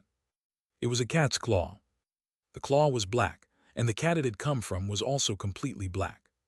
As soon as it appeared, a brutal aura filled the air, and the astonishing shriek of the cat shook the minds of everyone in the area. It almost seemed to be an attack levied against the soul. Catalyzed by Meng Hao's cultivation base, the claw flew up into the air and expanded. It grew larger and larger until it was dozens of meters wide. Instantly, the claw slashed toward the incoming three-legged golden crow. The three-legged golden crow trembled, but was incapable of evading the strike. The claw slashed into it, and its three legs instantly exploded. It let out a miserable shriek as it morphed back into the imperial bloodline clan chief. Blood sprayed out of his mouth, and his arms were slashed to pieces. He shot back in astonishment, simultaneously using a magical technique to instantly regrow his lost arms. His face was ashen and his voice weak as he said, "Nine Hells Burial Cat." At the same time, the ceiling symbol continued to barrel toward Meng Hao. He looked up at it, and the blood demon grand magic vortex rumbled up around him, transforming into a tempest and then a blood demon head. Its expression was savage as it shot toward the ceiling symbol, surging with a shocking energy that seemed capable of ripping everything apart. "Disperse," said Meng Hao, his voice echoing out. The huge ceiling symbol shuddered, then began to split apart. Cracking sounds could be heard, and then it exploded, transforming once again into 9 magical symbols. 3 of them were now dark and gradually faded away. The other 6 flew back to the woman in the mist. Then Meng Hao began to slaughter his way toward the woman. "Your turn to be suppressed," he said. "Ninth mountain," he pointed out with his index finger, and everything shook. The 9th mountain appeared, followed by the blood demon grand magic which fused into it, turning it bright red. It then shot directly toward the woman in the mist. As it descended, a huge fissure opened up in the ground below, which consumed no small amount of Northern Reach's cultivators.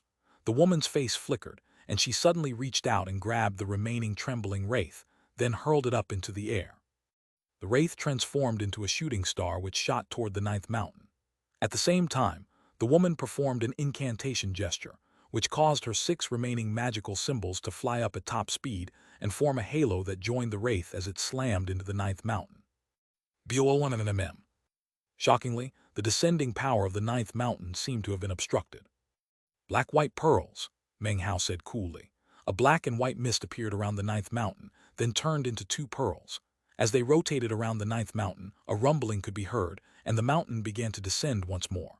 The wraith was shattered into pieces, and the halo exploded in a brilliant flash of colors. They were incapable of blocking the 9th mountain as it continued to descend toward the shocked woman. Colors flashed in the sky and rumbling filled the air. The green mist was blasted to bits. The woman, as well as quite a few of the Northern Reach's cultivators in the area, were all completely crushed under the mountain. As of this moment, there was a new mountain in the land. Everyone in the area was shocked, including the imperial bloodline clan chief. His eyes were shot with blood. Because of Meng Hao, the Northern Reaches had sustained far too many losses in this difficult battle.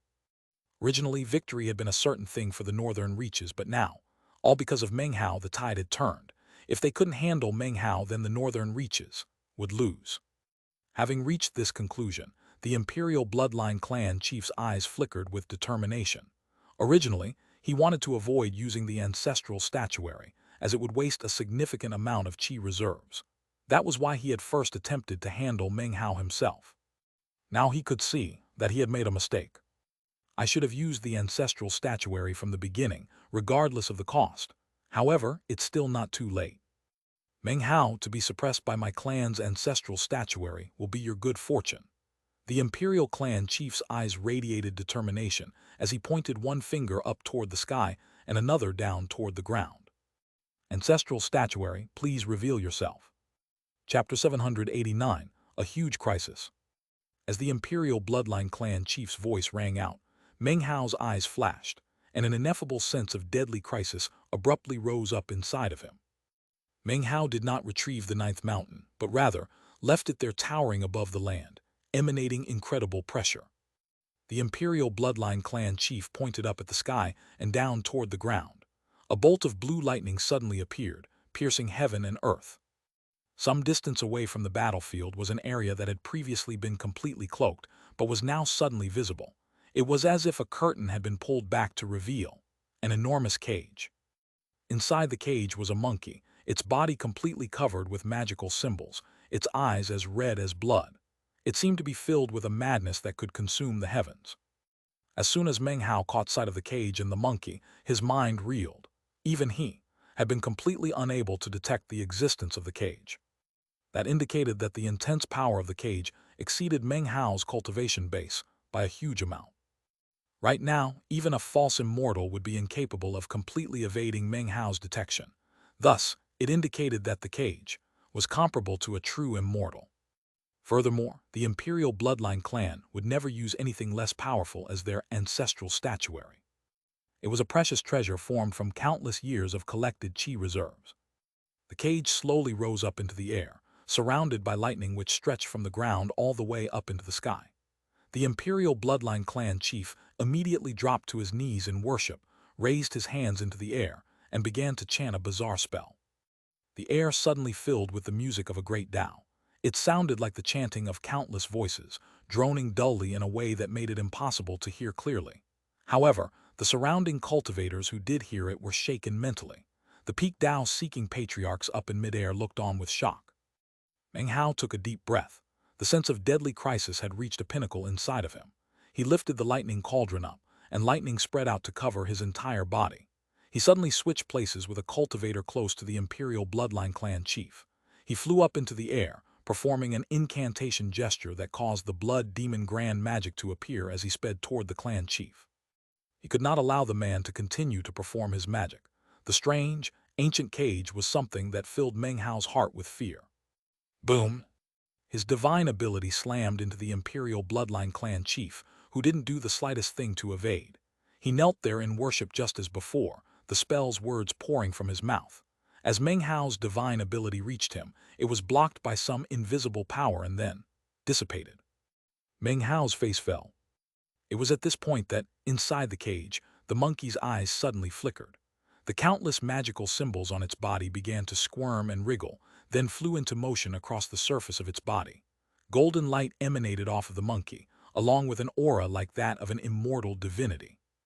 Meng Hao's scalp went numb, and his sense of deadly crisis rose even higher. Seeing that he couldn't attack the imperial bloodline clan chief, he began to back up, preparing to leave this area of the battlefield and the terrifying cage.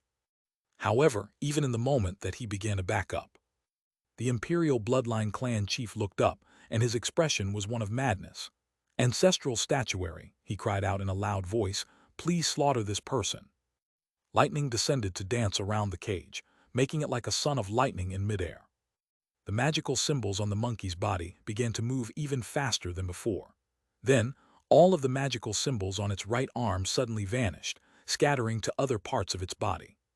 The magical symbols were like seals that kept it under constant suppression. Now, the right arm had been unsealed. Next, one section of the cage in front of the monkey rippled and twisted into an opening. A ferocious gleam appeared in the monkey's eyes, and it suddenly roared. "The world of immortals is the root of all evil. Immortals must be suppressed." As its voice echoed out, it stretched out its right hand, passing through the gap to appear outside the cage as it reached toward Meng Hao. Meng Hao's scalp was numb. The lightning cauldron crackled and he vanished, reappearing some distance off, where he immediately transformed into a shooting star that sped away. In the instant that he took to flight, however, the arm stretching out of the cage began to expand. In the blink of an eye, it was 300 meters long. Another blink and it was 3,000, then 30,000. An enormous hand shot after Meng Hao. It was huge, filling up the sky, blocking the light, exceeding mountains and rivers as it closed in on Meng Hao. It was impossible to tell exactly what type of divine ability was involved. Meng Hao was astonished, as were the peak Tao-seeking experts. Meng Hao spat out a mouthful of blood as he pushed himself forward at indescribable speed. However, the enormous hand seemed to have no limits. It was like a continent unto itself as it shot after him. It spread out to completely encompass him. Up ahead of him, what looked like 5 gigantic mountain peaks were descending from up above.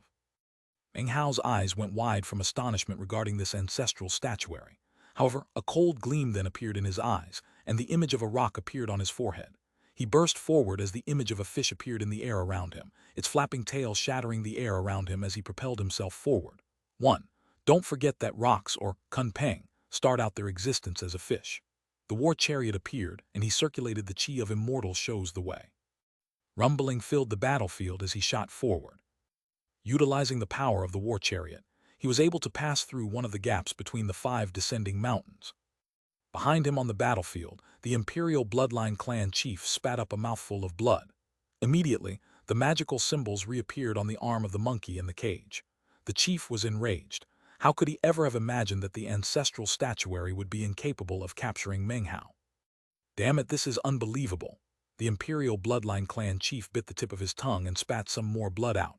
Then he took out a skull fragment which he pushed down onto his forehead. His body began to tremble, and rumbling sounds could be heard. A boundless radiance shone out from him, and countless voices spoke in unison. Ancestral statuary, please seal this person. As the imperial bloodline clan chief's roar echoed out, the monkey's eyes flickered. No longer did they glow with red light.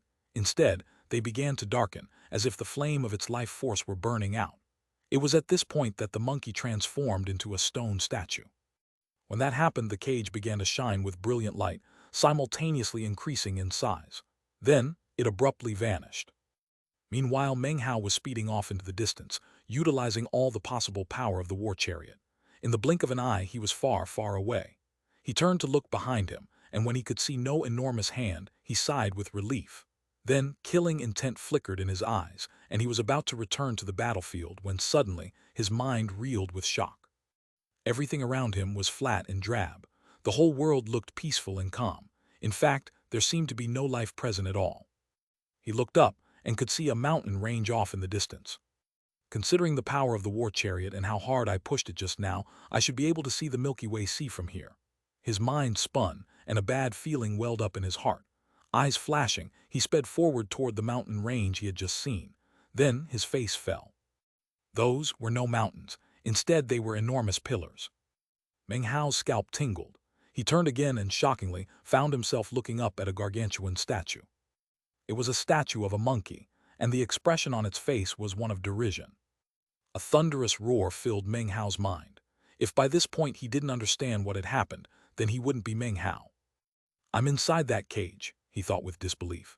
He had just employed the top speed he could muster and had clearly outrun the monkey's palm. Panting, he again sped off into the distance. It only took a bit of flying around for him to determine that he was definitely not in the lands of the southern domain, but rather a square-shaped world. In each of the 4 directions he ran into pillars. In the center of all of them was the gigantic stone monkey. Finally, Meng Hao's face fell. It was at this point that chanting sounds began to pulse toward him from all directions. The voices seemed to contain some unspeakable power. As they floated about, the world began to tremble. What happened next was clearly visible to Meng Hao. The entire world began to shrink. At the same time, a shocking pressure weighed down. The more the world shrank, the more intense the pressure became. It was a suppressing force that made Meng Hao tremble. It felt as if a mountain were crushing down onto him. Meanwhile, in the outside world, Pill Demon, Patriarch Song, and the others hovered above the battlefield, shaken. Down below, the cultivators of the southern domain looked hopeless. Everyone could see that the cage up in midair, which was covered by countless lightning bolts, now contained a figure inside that was Meng Hao. However, he seemed to have been shrunk down to a tiny size, and was being suppressed by some power within the cage. A ruthless gleam appeared in the eyes of the imperial bloodline clan chief. He put away the skull fragment, then spit out a mouthful of blood. His body aged visibly, manipulating the ancestral statuary in the way he just had came with a steep price. This campaign has been fraught with setbacks. However, Meng Hao has finally been suppressed. At long last, the war of the southern domain shall end. The northern reaches will now control this territory. The immortal destiny will definitely appear within a northern reaches cultivator. He lifted his head up and laughed. The heavy price he had paid was worth it, considering that the result was that Meng Hao was suppressed.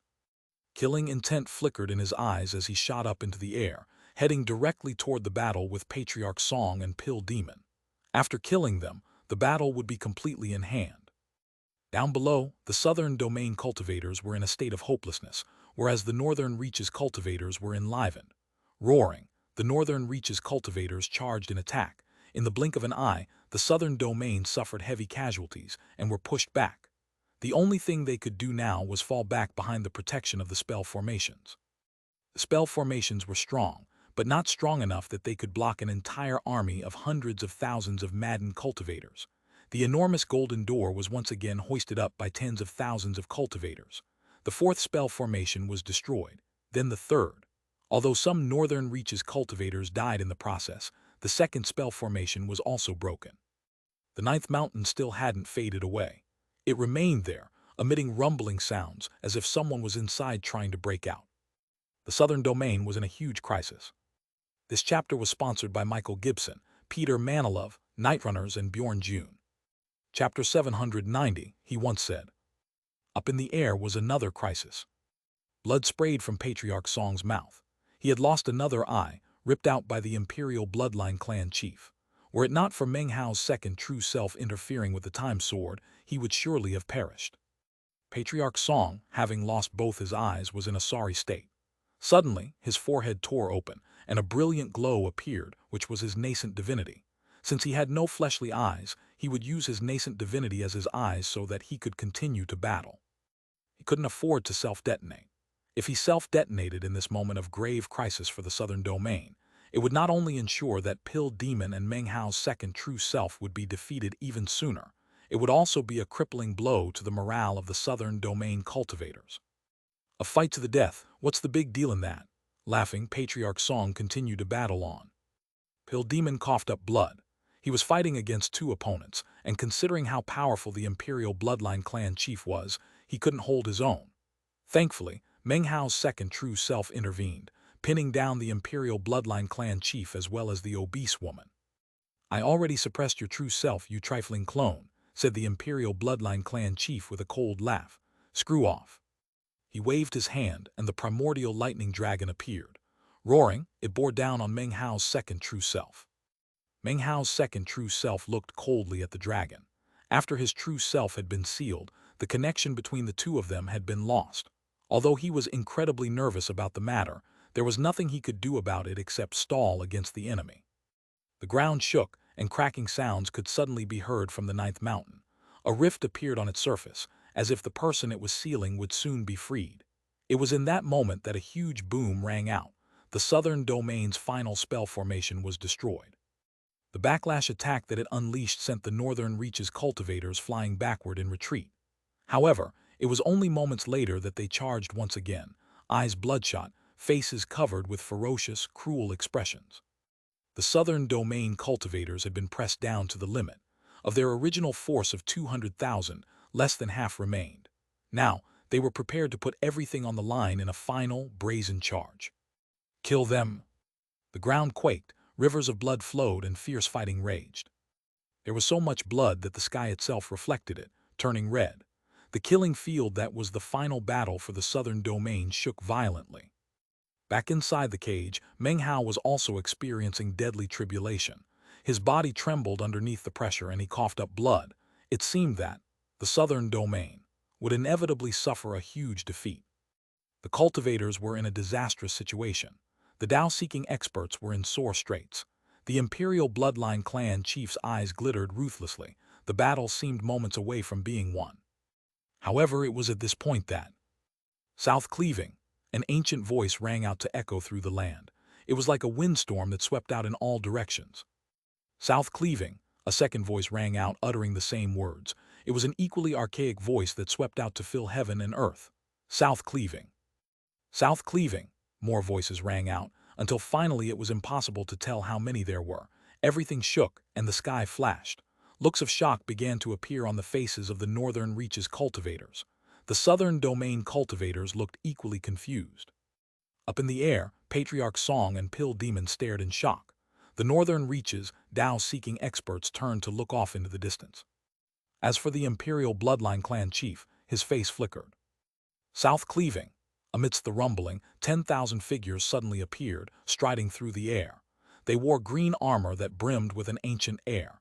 It was as if these figures had existed for countless years. Many were even dilapidated and broken down. Inside the armor could be seen expressionless faces that appeared to be completely lifeless. They were puppets, green-armored demon guardians. Every one of the green-armored demon guardians had a core formation cultivation base, and the ground trembled as they advanced. Behind them were 90 additional figures wearing black armor. Pitch black and circulating demonic chi, these were black-armored demon guardians. Each one had a nascent soul cultivation base and possessed shocking power. As they advanced, it could be seen that behind them were 6 figures in violet armor. Each of those 6 figures emanated spirit-severing auras and shocking energy. As soon as they appeared, the ground trembled and the sky dimmed. Behind those 6 figures were 3 old men wearing bronze battle armor. Their hair was white and floated about them, and their facial features were ancient. They seemed to have existed for many, many years. These old men were also puppets, no longer cultivators. However, the auras they emanated were that of the peak of Tao seeking. As these more than 10,000 people appeared, they all shouted the same thing. South cleaving. As the sound rose up into the sky, the southern domain cultivators began to think about an ancient legend. According to the legend, the southern domain and the western desert had not always been on stable terms like they were now. In fact, there had been lots of friction, including several instances of war. In one of those wars, the western desert had been in the weak position, whereas the southern domain was much more powerful. The southern domain invaded the western desert, which prompted the western desert cultivators to join forces to create the south cleaving sentinels. Supposedly, all of their peak Tao-seeking cultivators volunteered to give up everything and become puppets. They created a mountain range to cleave the south from the west. It completely and thoroughly separated the western desert and the southern domain. From that time forward, those boundless mountains were called the South Cleaving Mountains.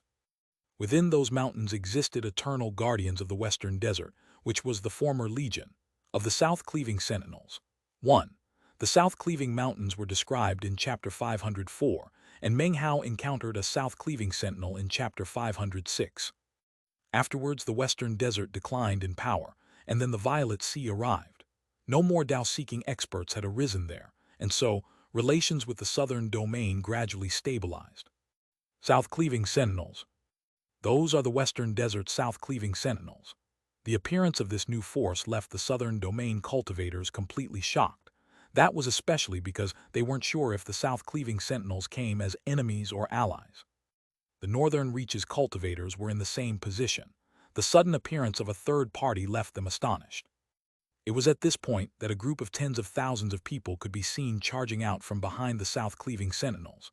They wore simple clothes and looked rough and coarse. They had barbarous expressions, and their hair flung about wildly like savages.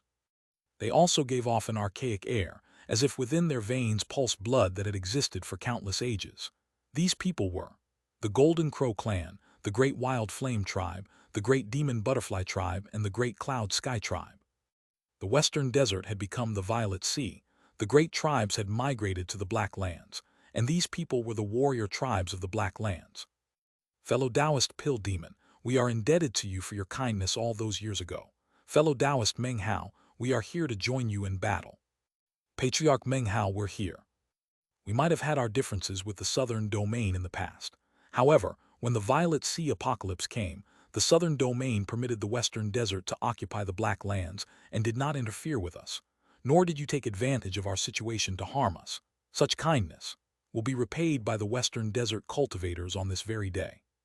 We have already consulted with South Cleaving Pass on this matter, and the patriarchs agree. We will aid the southern domain to drive out the northern reaches. As the voices rang out into the ears of the southern domain and northern reaches cultivators, everyone was shocked. The southern domain cultivators were trembling. They had never imagined that at the 11th hour, the western desert would actually send troops to their aid. The northern reaches cultivators were also trembling. Just when the battle seemed to be clinched, another setback occurred. It was at this time that behind the western desert cultivators could be seen hundreds of thousands of wild beasts. Although the beasts were not incredibly strong, their speed and numbers were enough to darken the sky. Numerous dragoneers could be seen controlling the beasts as they charged toward the battlefield, forming a pincer formation with the southern domain cultivators to completely surround the northern reaches forces. The southern domain cultivators' spirits were instantly raised, and they began to fight passionately. Trembling, Patriarch Song lifted his head and laughed. Next to him, Pill Demon also appeared to be moved. He had treated the western desert well in the past, often providing them secret assistance. That was because long ago, Reverend Violet East had once been on good terms with the western desert. 1. There is a reference that I'm sure some of you will remember that seems to connect Pill Demon with the Western Desert. It even relates to Joe Deccan. Check out chapter 263. Now that the Western Desert cultivators had arrived, the southern domain had been given a new lease on life from its imminent crisis. This was especially true considering the presence of the south-cleaving sentinels.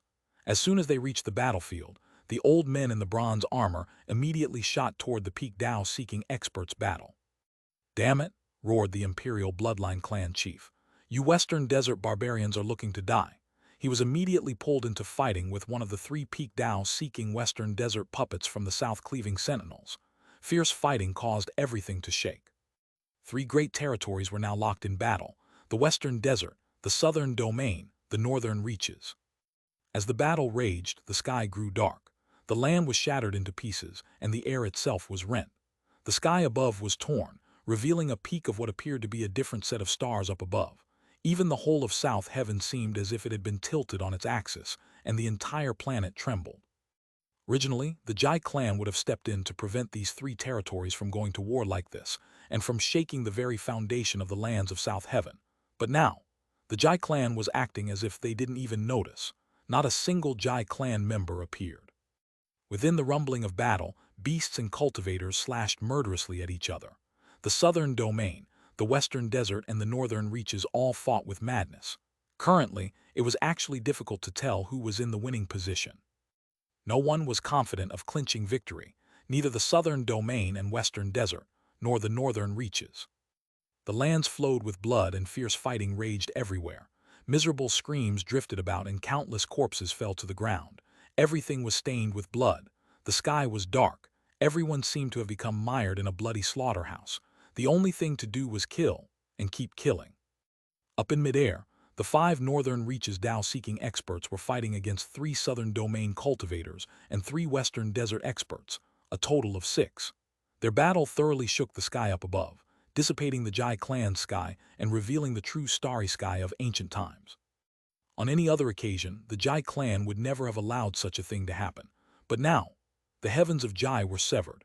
They had lost their protector, making it so that the current sky distorted into a massive vortex. The spinning vortex looked like a huge eye, within which spun a starry sky. The violet sea churned and the Milky Way sea roared. The massive quaking was such that, in the area where the two seas bordered each other, it was possible to see that the violet sea was now leaking out into the Milky Way sea. Instantly, shocking transformations began to occur. The transformations were astonishing by themselves, but what was even more astounding was that the blood that inundated the battlefield did not soak into the ground, but rather began to slowly flow into the Milky Way sea. The lands which had once been the blood demon sect were awash with blood that now poured into the Milky Way sea. Considering that the violet sea was also flowing into it, the Milky Way sea erupted. At this point, a faint voice rose up over the Milky Way sea. He once said, "When the vortex eye appears in the sky, when the lotus transforms, when there is a gap between immortal and devil, the blue lotus will appear." And now, the stars can be seen, the blood of millions of cultivators flows freely, and the vortex eye can be seen in the sky. The western desert apocalypse and the boundless violet sea concealed the transformations of the lotus. On the day the heavens are numbed one. I previously translated this on the day of vicissitudes. I think this version is more accurate and will go back to change the previous references later. Also, this line and the previous 2 lines rhyme in Chinese. Filled with legions of grieving ghosts, I desire to see the blue lotus. I will turn the blood of millions of cultivators into mud. I will transform all the wronged souls into a sludge. I shall emerge spotless and unblemished from within that sludge of endless bloody mud. I shall cast off the body of the resurrection lily and become the blue lotus. 4. Confucian scholar Joe Dunny wrote, "I love the lotus because while growing from mud, it is unstained." Expand. When the Milky Way sea merged with the violet sea, its color changed. It was now indigo blue. The water on the surface churned, and the foamy waves suddenly looked like hair floating up from within the sea. The enormous resurrection lily bridge that connected the southern domain and the northern reaches suddenly began to tremble. Then the tentacles retracted from both the shores of the southern domain and the northern reaches. They pulled back to the surface of the Milky Way sea to form a shocking resurrection lily. A 7-colored resurrection lily. The resurrection lily was blooming, and its colors were fading along with the Milky Way Sea's change in color. It now bore the semblance of an indigo blue lotus. Boundless spiritual energy of heaven and earth surged toward the blue lotus that had once been a resurrection lily, as if the process of transformation desperately needed the entire planet's energy. Colors flashed in the sky, and the wind screamed. The Jade clan immediately noticed these phenomena, and the clan members' minds were shaken. In the lands of the southern domain, the ordinary cultivators didn't notice anything more than a slight reduction in the spiritual energy around them. However, the Tao-seeking experts up in midair could detect the astonishing changes occurring in the direction of the Milky Way Sea. The number one most powerful expert of the northern reaches, the imperial bloodline clan chief, couldn't help but look shocked. The other peak Tao-seeking experts of the northern reaches were also astonished. Now that the Resurrection Lily Bridge had disappeared, they had no escape route back to the northern reaches. Damn it, their faces fell. As for Pill Demon and Patriarch Song, their eyes flickered with killing intent. They weren't sure what the Resurrection Lily was planning to do. Right now, the most important task at hand was slaughtering the northern reaches cultivators. Even if the sky were falling, they would still fight as desperately as before. Rumbling filled the air and fierce fighting raged. The three parties of the northern reaches, the southern domain and the western desert all fought bitterly. The Tao-seeking experts up in midair were the same. With the addition of the forces from the western desert, the battle was now much more even. It was now a fair fight. However, the battle was being fought in the southern domain, the home of the southern domain cultivators. If the fighting kept going on much longer, the northern reaches cultivators would surely be beaten. Unfortunately, the southern domain and the western desert would have to pay a grievous price to win this war. However, it had to be won, no matter the cost. Anything was better than the foundation of their cultivation being destroyed. Kill them. The ground trembled and blood flowed everywhere. The sky was rent, and wild winds whipped across the land. The entire rotation of South Heaven was influenced. In fact, there were even some areas of the southern domain which quaked so badly that the land collapsed, allowing the Milky Way Sea to rush in. Meanwhile, the imperial bloodline clan's ancestral statuary floated in midair, emanating an ancient aura. Inside the cage, Meng Hao was now facing the most critical danger he had ever faced in his life. The cage's world was shrinking. As of this moment, he could see that the entire world was barely 30,000 meters wide. An intense pressure bore down on him, sealing him completely. Blood oozed out of his mouth. He performed incantation gestures to summon divine abilities. The blood demon grand magic raged as he attempted to break through the seal. However, nothing worked. No amount of power did anything to affect the area around him. He could only watch, wide-eyed, as the 30,000-meter world became 25,000 meters, and then continued to shrink. "Damn it," he said, his eyes bloodshot. He flew up into the air, focusing all the power of his cultivation base to transform into a shooting star that sped up into the sky in the hopes of making a hole and breaking out. Boom! Meng Hao's body shook violently, and he coughed up a huge mouthful of blood. He slammed back into the ground, having done absolutely nothing to weaken the power of the seal. The area was continuing to shrink. Now there were only 20,000 meters left. Meng Hao's head suddenly jerked up. His hair was in disarray, and his body was filled with rumbling. He took all of the qi and blood power that he had absorbed earlier and focused it in his right hand, creating the most powerful punch he had ever unleashed. At the same time, his cultivation base exploded with incredible ripples, as he focused all of the cultivation base power he had absorbed into his right hand. By now, his right hand was glowing with a blinding, dazzling light. "Souls!" Meng Hao roared, and vast quantities of struggling souls screamed out. Hundreds of thousands of them seemed to blot out the sky. Then Meng Hao's hand became a black hole that began to suck in the souls. By now, his fist contained a terrifying destructive power, a power that was the absolute peak of what he could summon. He flew up and then struck out at the ceiling barrier which surrounded him. A massive boom raged out which caused the entire world to shake. Time ground to a halt, and a gigantic vortex ripped open that seemed capable of sucking the whole world into it. Heaven and earth distorted, and cracking sounds could be heard.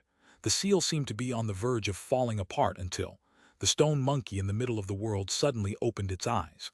A bizarre light shone out, then surrounded the entire world. Everything seemed to be freezing over. Boom! The vortex collapsed and the distortion disappeared, Everything returned to normal. The previous 20,000-meter distance was now 10,000. Meng Hao coughed up some blood and backed up. The world was shrinking too much and the pressure weighing down on him had doubled. He coughed up more blood. An archaic voice echoed out from the stone statue. The world of immortals is the source of all chaos. Immortals are the source of all slaughter. The immortal realm must be sealed. Immortals must be suppressed. The pressure grew more intense, and Meng Hao could hear cracking sounds inside of him, as if his bones were being broken. Anyone else in this situation would already have been crushed out of existence. It was only because of his incredibly powerful fleshly body that he could hold out. "What the hell are you talking about?" he said. The words spoken by the stone monkey didn't make any sense to him. However, his eyes were completely shot with blood, and the killing intent he felt in his heart continued to grow stronger. Being stuck in this sealing cage was causing him to feel completely helpless.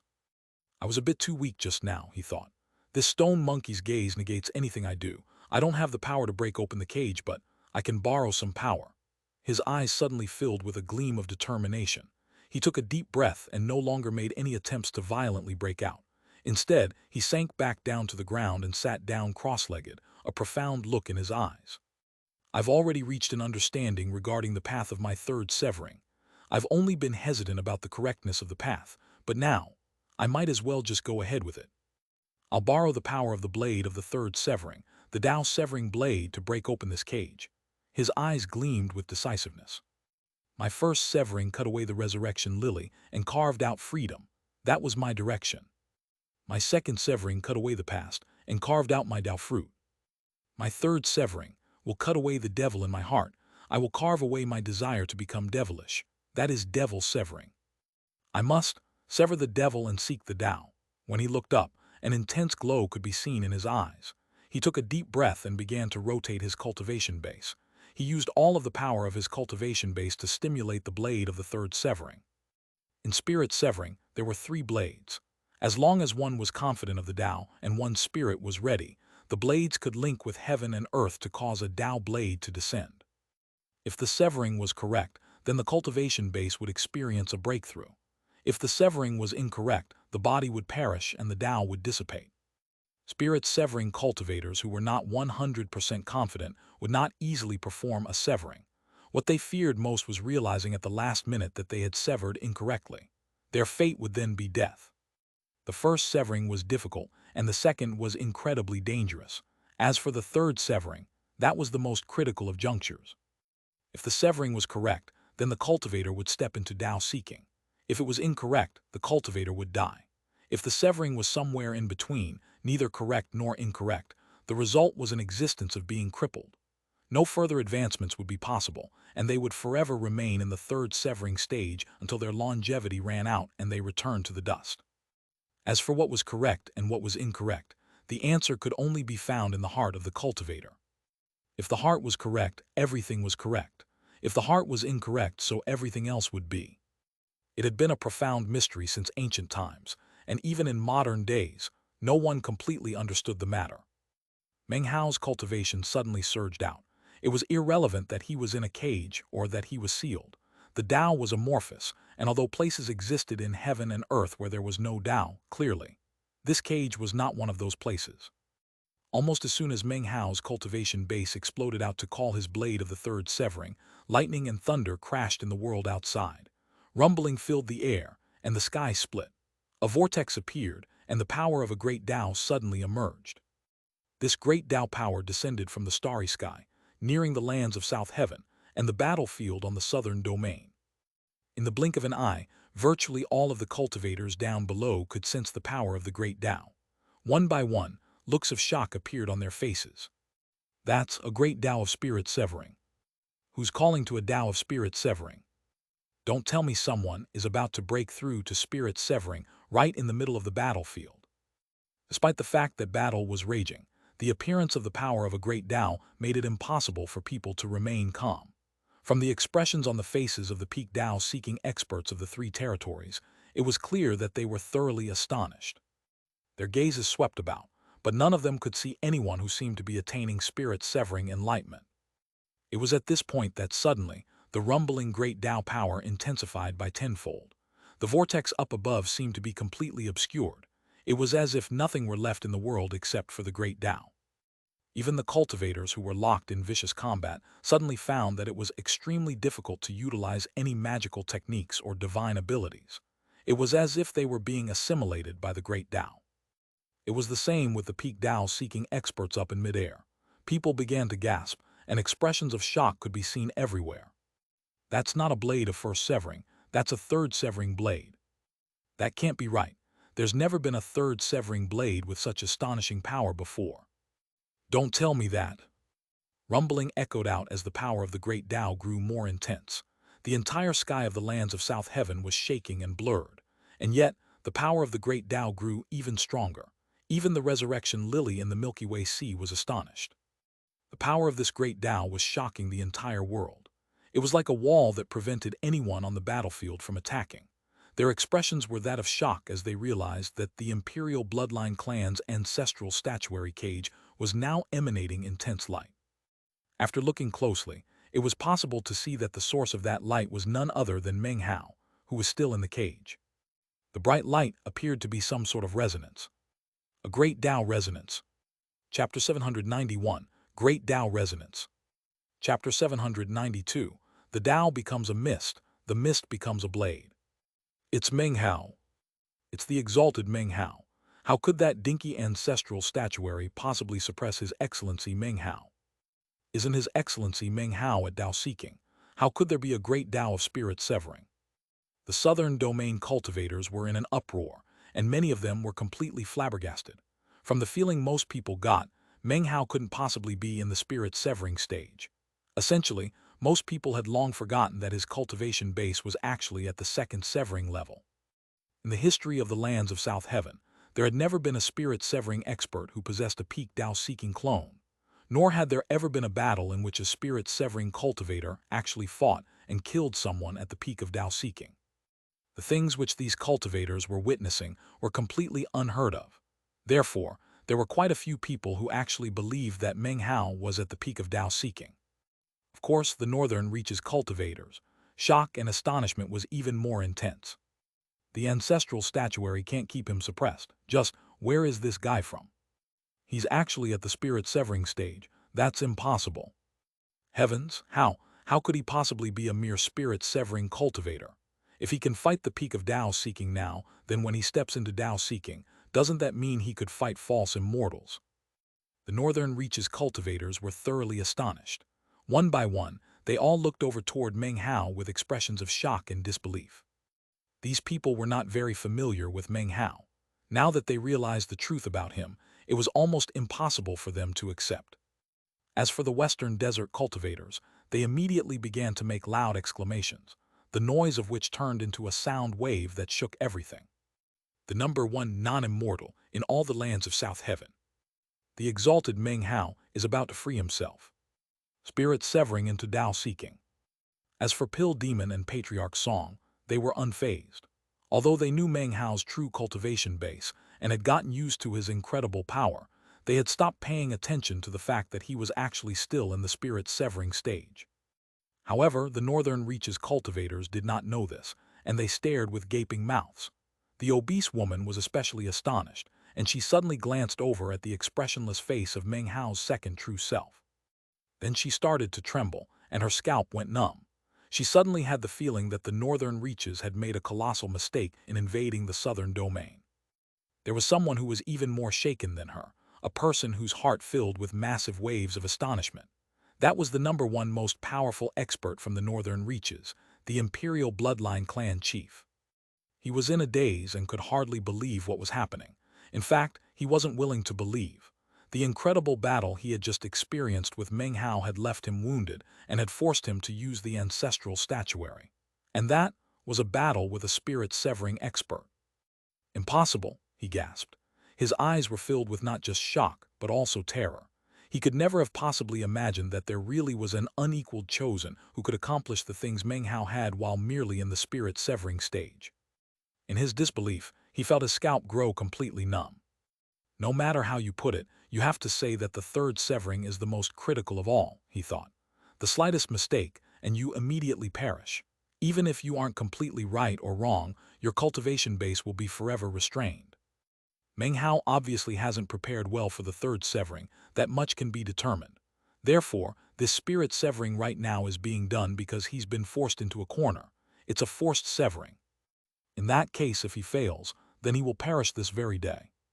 Meng Hao, there's no way that you can succeed. The imperial bloodline clan chief was truly frightened, and simply couldn't believe how unimaginably powerful Meng Hao would be if he succeeded in entering into Tao seeking. The great Tao was growing even more powerful. The entire sky above South Heaven was now completely obscured. In the lands of South Heaven, in that Tower of Tang, the man and woman stood together, trembling. The woman was excited, and the man was apparently trying to keep his cool, but failing. They had been waiting for this day for a very, very long time. "We still can't go," murmured the man. "Just wait a bit longer, only a little bit. This is the final stretch. If he succeeds, then we will finally be able to reunite.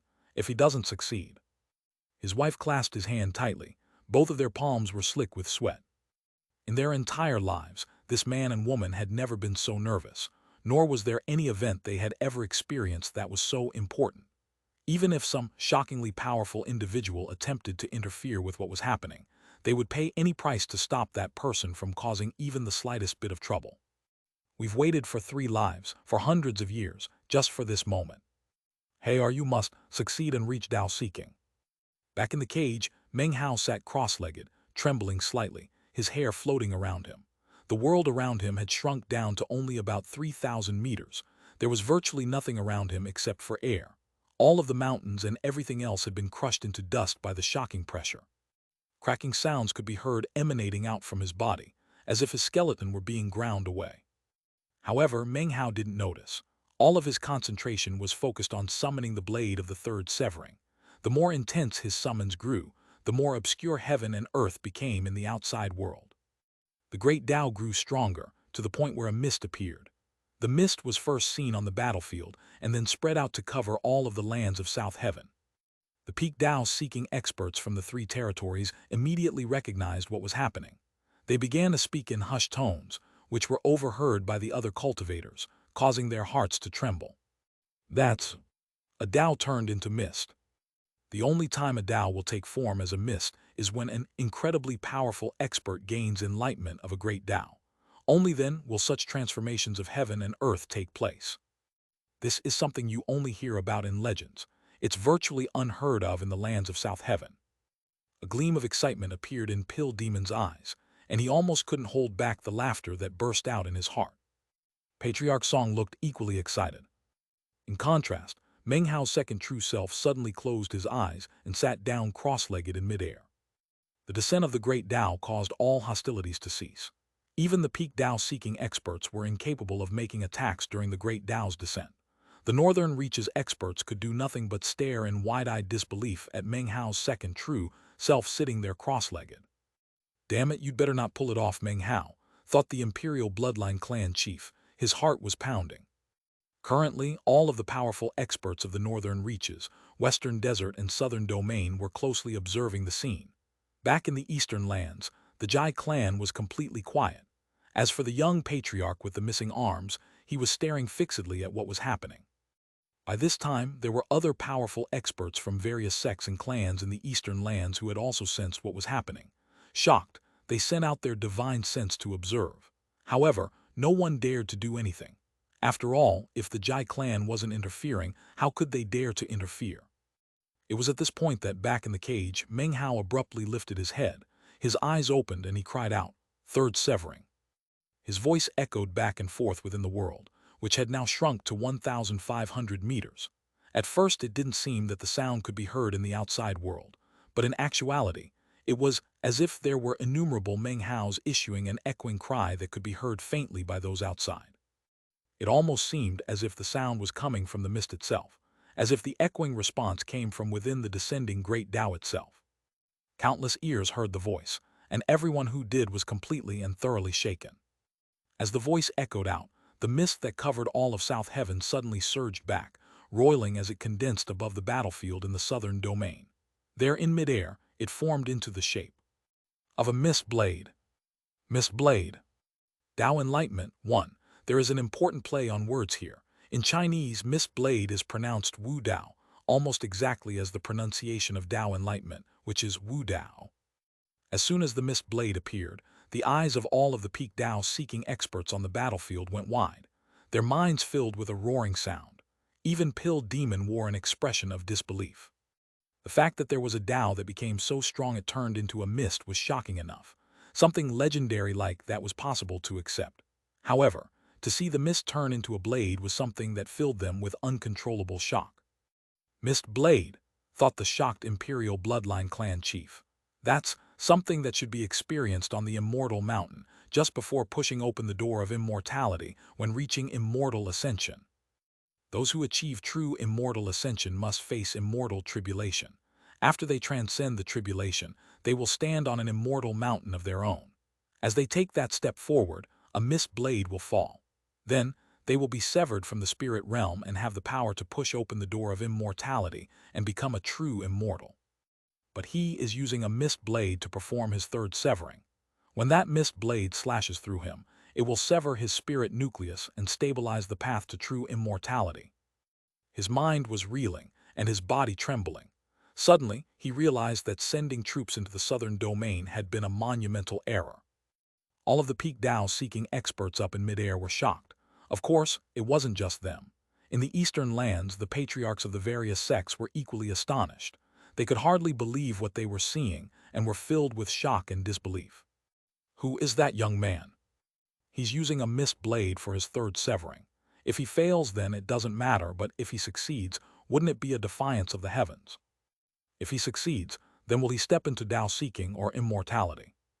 The armless young man in the Jai clan suddenly rose to his feet, his eyes wide and filled with disbelief.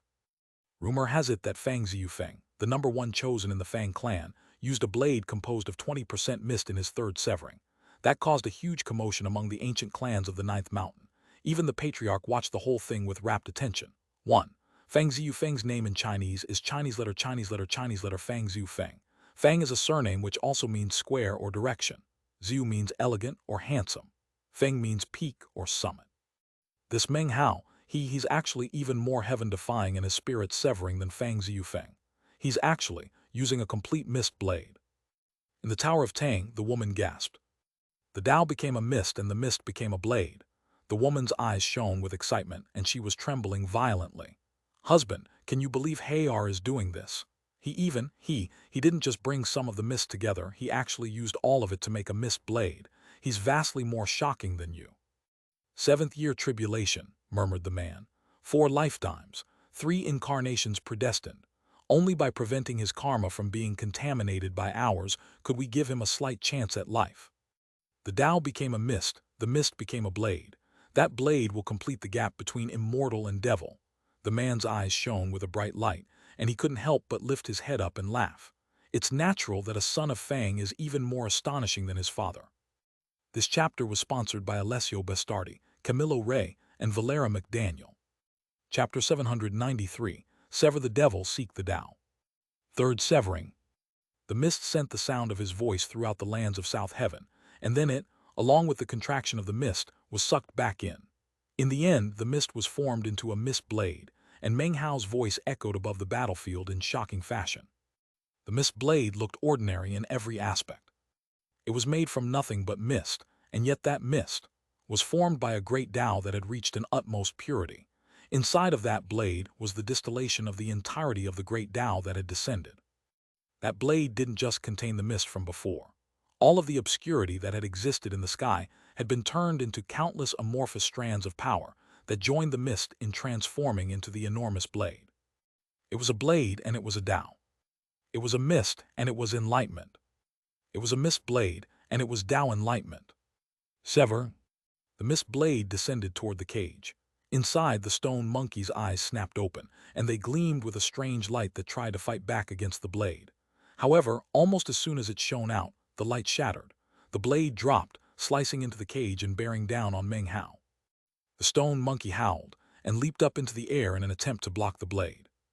As soon as it touched the blade, however, rumbling filled its entire body and blood sprayed from its mouth.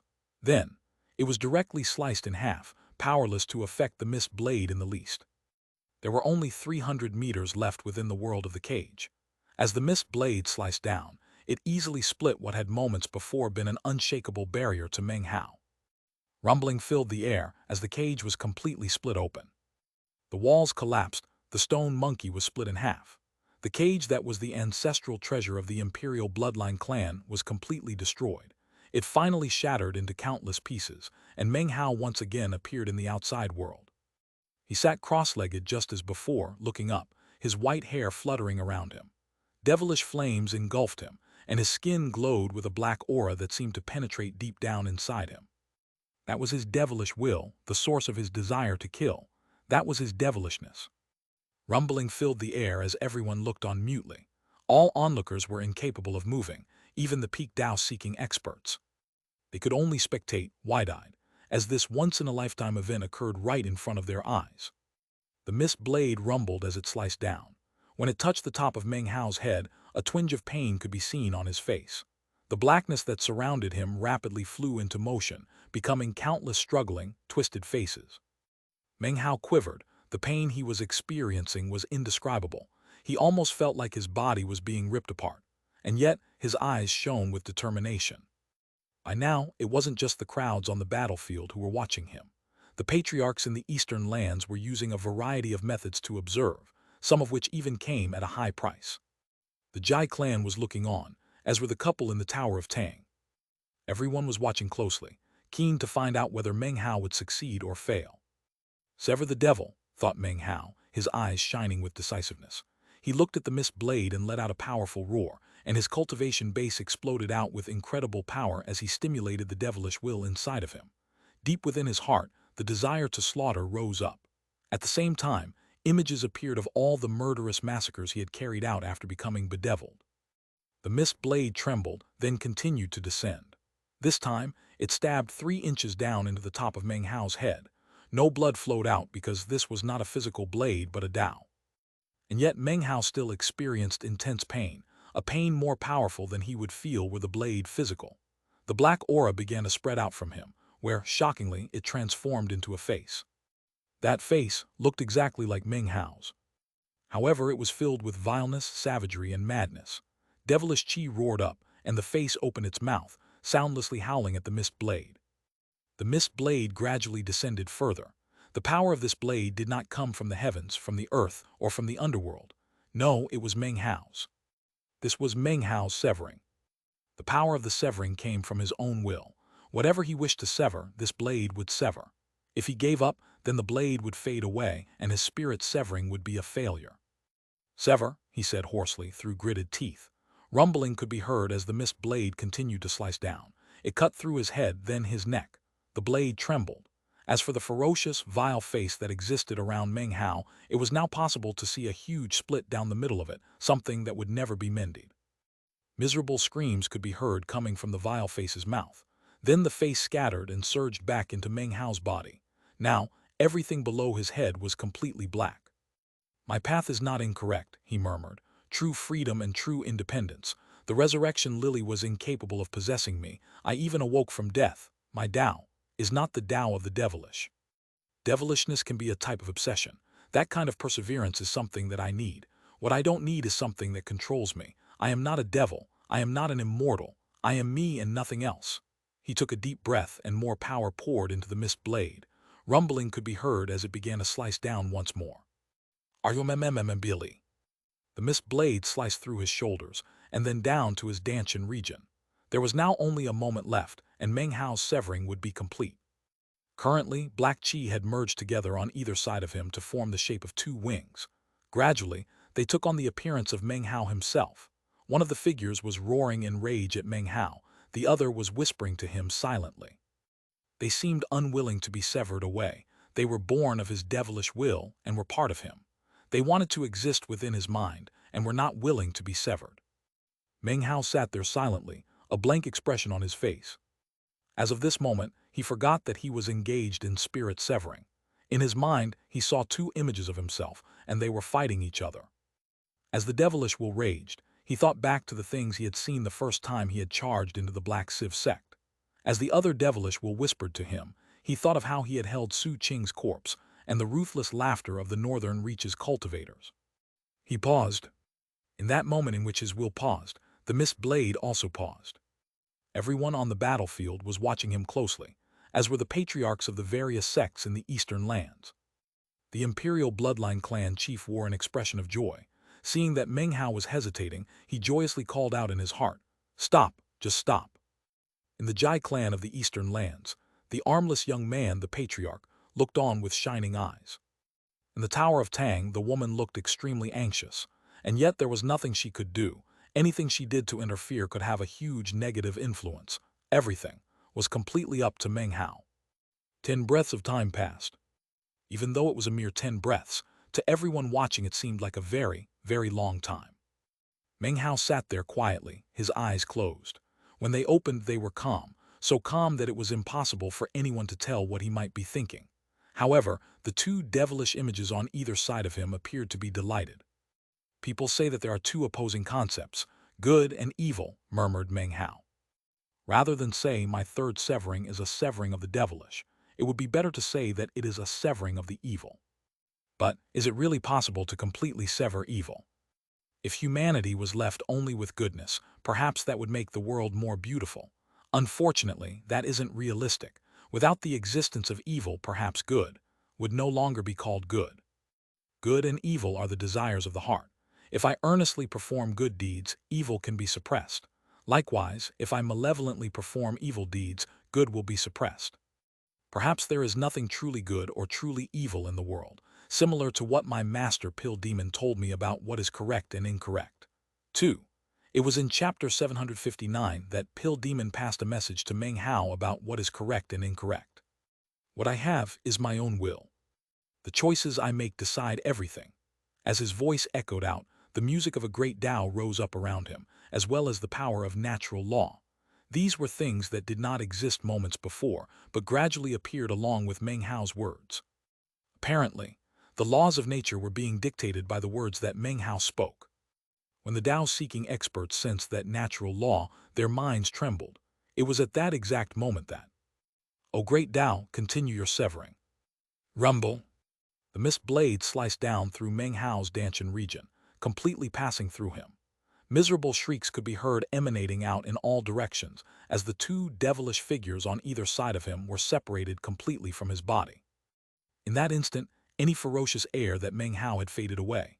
The aura of a scholar returned. Furthermore, the mark on his right hand once again flickered brightly, filled with an aura of mystery. Powerful natural law surged around him, distorting the air, transforming into a shocking windstorm that swept about. After witnessing what was happening, the southern domain cultivators on the battlefield instantly understood what had happened, and their faces went wild with joy. Meng Hao! Meng Hao! Meng Hao! The combined voices of 100,000 people rose up. Their eyes were filled with fanaticism. Fatty was in the crowds, yelling at the top of his lungs despite his hoarse throat. The western desert cultivators were also roaring, especially the members of the Golden Crow tribe and the Church of the Golden Light. In sharp contrast, the northern reaches cultivators trembled and looked at Meng Hao with fear and dread. Up in midair, Pill Demon was laughing uproariously, along with Patriarch Song, despite his weakened state. The peak Tao-seeking experts of the northern reaches, faces were ashen and pale. All of them were wondering exactly how powerful Meng Hao was about to become. He just entered Tao-seeking, thought the imperial bloodline clan chief. He clenched his jaw. Well, I'll make sure that the day he enters Tao-seeking is the day that he perishes. He pushed aside his dread, an intense killing intent could be seen in his eyes. Meanwhile, the two devilish wills merged together, transforming into a monstrous black aura. Since they had been severed, they were unable to exist any longer, and began to fade away. It really would be a pity to let a devilish will like this simply dissolve, Meng Hao said coolly. With that, he lifted a finger, causing the devil construct to tremble. Then, it shot directly toward Meng Hao's second true self. The second true self's eyes snapped open, and he sucked in a breath. Immediately, the devilish will surged into him through his nose and mouth. The second true self's eyes instantly began to glow with intense coldness. It was a coldness that seemed to be completely callous and grim, even vile. The desire to kill began to emanate off of it. He was surrounded by a black aura that made him look completely like a devil immortal. This chapter was sponsored by Wu Frederick, Tix Ev, Cotto Birdie, Tyler Rohn, and Daniel Parks. /expand Meanwhile, out on the Milky Way Sea, the enormous resurrection lily was shrinking in on itself. The petals folded up into a bulb, and the tentacle roots weaved together to form the shape of a blue lotus. The blue lotus swayed back and forth, and although it appeared to be in full bloom, there also seemed to be something missing, as if it was unstable and could revert to the shape of a resurrection lily at any time. The gap between immortal and devil has appeared. Backslash. On the battlefield in the southern domain, the crowds were crying out with loud voices. The northern reaches cultivators stood there ashen-faced as the great Tao blade slowly faded away. At the same time, the state of motionlessness which had been imposed on everyone gradually disappeared. However, no fierce fighting broke out. The northern reaches forces began to form up in groups. Up above, the imperial bloodline clan chief let out a roar and transformed into the primordial lightning dragon. Bypassing the three south-cleaving sentinels in bronze armor, he shot toward Meng Hao. "Let's see just how strong you are now that you're in Dao seeking," he roared. As the old man neared, killing intent flickered in the other four-peak Dao-seeking experts' eyes. Their cultivation bases burst with power. They knew that their only chance was to attack in unison. If they didn't do that now, the battle would definitely end in a huge defeat. If they could kill Meng Hao now then, they might have a chance to turn a defeat into a victory. 5 people closed in at incredible speed. Kill him. He was already powerful before, so there's no chance that he won't be heaven-defying now that he's in Dao seeking. Except, his cultivation base is unstable since he just completed his 3rd severing. Kill him now. Only by killing him can we turn this battle around. We can't leave him alive. Kill him before he truly enters Dao seeking. Those were the thoughts running through their heads as they closed in, roaring. The extremely obese woman rumbled through the air, surrounded by colorful streams of mist that transformed into 7 hypertoxic strips of paper. Each strip was a different color, and each one was covered with countless glittering magical symbols that pulsed with Dao-seeking auras. Flying next to her at top speed was the effeminate man whose body emanated shocking coldness. The coldness transformed into an obscene statue that possessed both male and female properties. Furthermore, it emanated a Dao will that seemed to combine the properties of both yin and yang. Glittering light spread out, and the effeminate man suddenly began to transform into a woman, extremely beautiful, and yet filled with a murderous aura. Of the other 2 peak Dao-seeking experts, one of them was the old man who looked like a hopping vampire. Suddenly, black fur sprouted out all over his body, and his eyes began to glow with a green light.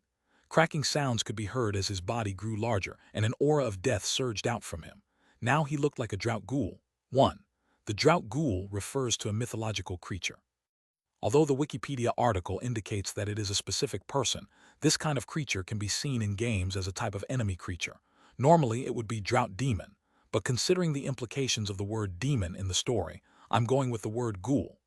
The character, Chinese letter Yao, does not appear in the name of the creature itself. He was surrounded by an aura of death, and although he should have emanated yin-type coldness, he actually burned with ghost fire. The ghost fire spread out, its faint glow causing the sun and moon to tremble. Within the flames could be seen countless evil spirits, so many that they blotted out the sky and the land. Rumbling filled the air as they shot toward Meng Hao. Last Dao-seeking expert was the man in the violet robe who had participated in the Second Wave Army's attack. Despite being seriously injured, he had continued to fight all the way down to this final, decisive battle. He spit up blood and seemed like an arrow at the end of its flight, completely spent of all energy. Nonetheless, he let out a roar and his body suddenly grew larger. His features became aged, and in the blink of an eye, he looked like an old man. By sacrificing longevity, he was able to gain earth-shaking power. His body expanded rapidly, and scales grew out to cover his skin. A horn even grew out of his forehead, and a long tail appeared behind him. He now completely resembled a demon devil. A savage aura burst out, as well as rancid wind. Dust swirled around him in the wind, transforming into a sandstorm that flew directly toward Meng Hao. These 4 peak Dao-seeking experts went berserk as they unleashed Pyrrhic divine abilities that could kill 1,000 enemies at the expense of 800 allies. As for the number 1 most powerful person from the northern reaches, the imperial bloodline clan chief, he instantly transformed into a primordial lightning dragon. Thunderous booms filled the air as he shot toward Meng Hao. The 5 of them swept through everything in their path, as if nothing could possibly block them. They closed in from 5 different directions, radiating such indescribable power that the air vibrated and everything shook. Not even Pill Demon and the others could block them. From the look of it, even a false immortal would be seriously injured by this all-out attack by 5 peak Dao-seeking experts, in which caution was thrown to the wind. Down below, the southern domain cultivator's eyes were shot with blood. "Your Excellency Meng Hao." "Not good. Blood Prince Meng Hao just performed his third severing and hasn't had time to stabilize himself. Those damned northern reaches cultivators." Patriarch Song, S and Pill Demon's faces fell. They were just about to risk everything to try to block the northern reaches cultivators when all of a sudden, Meng Hao's voice echoed out. "Allow them to come." It was one sentence with only 4 words. 1. I can't always match up the words to the sentences, but in this case it's the same in Chinese. One sentence, 4 characters. They were words spoken with the utmost confidence, such confidence that apparently he didn't even need to utilize his second true self. As soon as those words rang out, the southern domain cultivators calmed down. No one did anything to block the northern reaches cultivators. As for the 5 peak Dao-seeking experts, rumbling filled the air as they shot through the air in 5 beams of colorful light. "Meng Hao, you're dead," they roared. As they neared, Meng Hao looked up at them, his face calm in an unparalleled manner. Then he slowly rose to his feet from his cross-legged position. The movement only took a moment, but during that time the air around him rumbled as a power exploded up within him that seemed capable of splitting heaven and earth apart. Shocking thumping sounds filled the air. As he stood, the power of natural law descended, and the area around Meng Hao filled with streams of ancient magical symbols. They glittered brightly as they formed Meng Hao's personal natural law of Dao-seeking. It was a Dao of freedom, a Dao of good and evil, formed from Meng Hao's will. It was a law that could transform heaven and earth with a single thought. When the natural law appeared, the rumbling in the area grew even more shocking. The sky shook as something appeared that seemed to be a mountain. It was not the 9th mountain, but rather a lush, green mountain. It was Mount Daqing. It was also a Dao-confirming mountain. As soon as it appeared, it began to shine with brilliant light. Meng Hao took a deep breath and looked down at the mark on his right hand. It was also pulsing with an aura that merged into his body and then transformed into the aura of an immortal. It was immortal Qi. After experiencing the mist blade, immortal Qi had appeared on Meng Hao. When the immortal Qi appeared, the world trembled. The northern reaches cultivators down below were shaking in their boots, and the southern domain forces were getting even more excited than before. Pill Demon gasped, then murmured, severing the devil and seeking the Tao. This is something rare that only exists in legends. Patriarch Song was equally excited. Moments before, the peak Dao-seeking experts from the northern reaches had a sliver of hope that they might win by a fluke. Now that the immortal Qi had appeared, they gasped, and their minds were sent spinning. The 5 peak Dao-seeking experts from the northern reaches were astonished. He just stepped into Dao-seeking, and he already developed immortal Qi. Impossible. I've been in Dao-seeking for years and still haven't developed even a scrap. Just what level of cultivation base does he have? I actually can't even clearly make out what his cultivation base is. It seems like early Dao-seeking, but at the same time, mid-Dao-seeking and also peak Dao-seeking. What's going on? Now that I think about it, there's a legend about a type of Dao-seeking which isn't split into multiple levels. As soon as you step into it, you're at the peak. However, they were already like arrows unleashed from the bow. They had to go through with their attacks. If they didn't, their fate would certainly be death. Considering that retreat meant certain annihilation, then the only course of action they could take was to attack. The 5 of them closed in on Meng Hao, surrounded by rumbling sounds. The fastest of them all was the man who had assumed the shape of a beautiful female cultivator. He was the first to arrive, surrounded by a shocking cold aura. The matchlessly bizarre statue emanated faint light. It had been refined by the man after he had reached Dao-seeking, by sacrificing some of his own life force. It could unleash a shocking divine ability. Yin-yang 9 tribulations, the cultivator bellowed, stretching out both hands. His goal was to completely destroy Meng Hao in one shot. However, even as he neared, Meng Hao clenched his right fist and punched out. It was a tidy and efficient blow, delivered with indescribable speed. The air was sucked in, and massive energy surged. The beautiful cultivator's face fell as he sensed an unsurpassable pressure surging toward him like heavenly might. It was something impossible to contend with, and the amorphous power blasted into him before he even had a chance to retreat. BOMMM, a huge explosion rattled out. The beautiful cultivator was at the peak of Tao seeking and was burning life force in an incredible display of power. Despite all of that, blood sprayed from his mouth in a constant stream. The statue shattered into pieces. His body trembled, then exploded into pieces. His nascent divinity sped out, shrieking.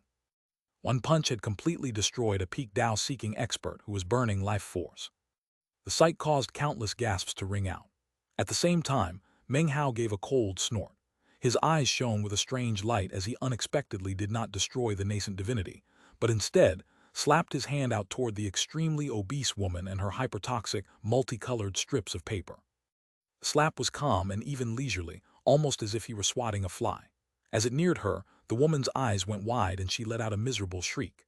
She went all out with every scrap of power she had, causing the 7 strips of paper to emanate blinding beams of light. Ghost images sprang up from the papers, making them look like a bound book.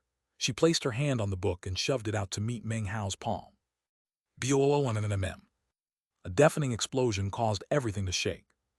The book, composed of 7 pieces of colored paper, trembled and didn't even manage to stay together for the space of one breath of time. It exploded into swirling confetti, which then became dust. As for the woman, her hypertoxic mist was completely incapable of phasing Meng Hao. She flew backward, blood spurting from her mouth. After 10 meters, her arm exploded. After 20 meters, her entire body began to crack. After 30 meters, her body completely exploded. Meng Hao did not destroy her nascent divinity either, but rather allowed her to flee, her face filled with terror and astonishment.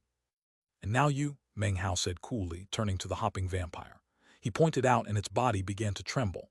A look of despair appeared on its face as the ghost fire which covered it was immediately extinguished. To Meng Hao, it was so weak it couldn't withstand a single blow.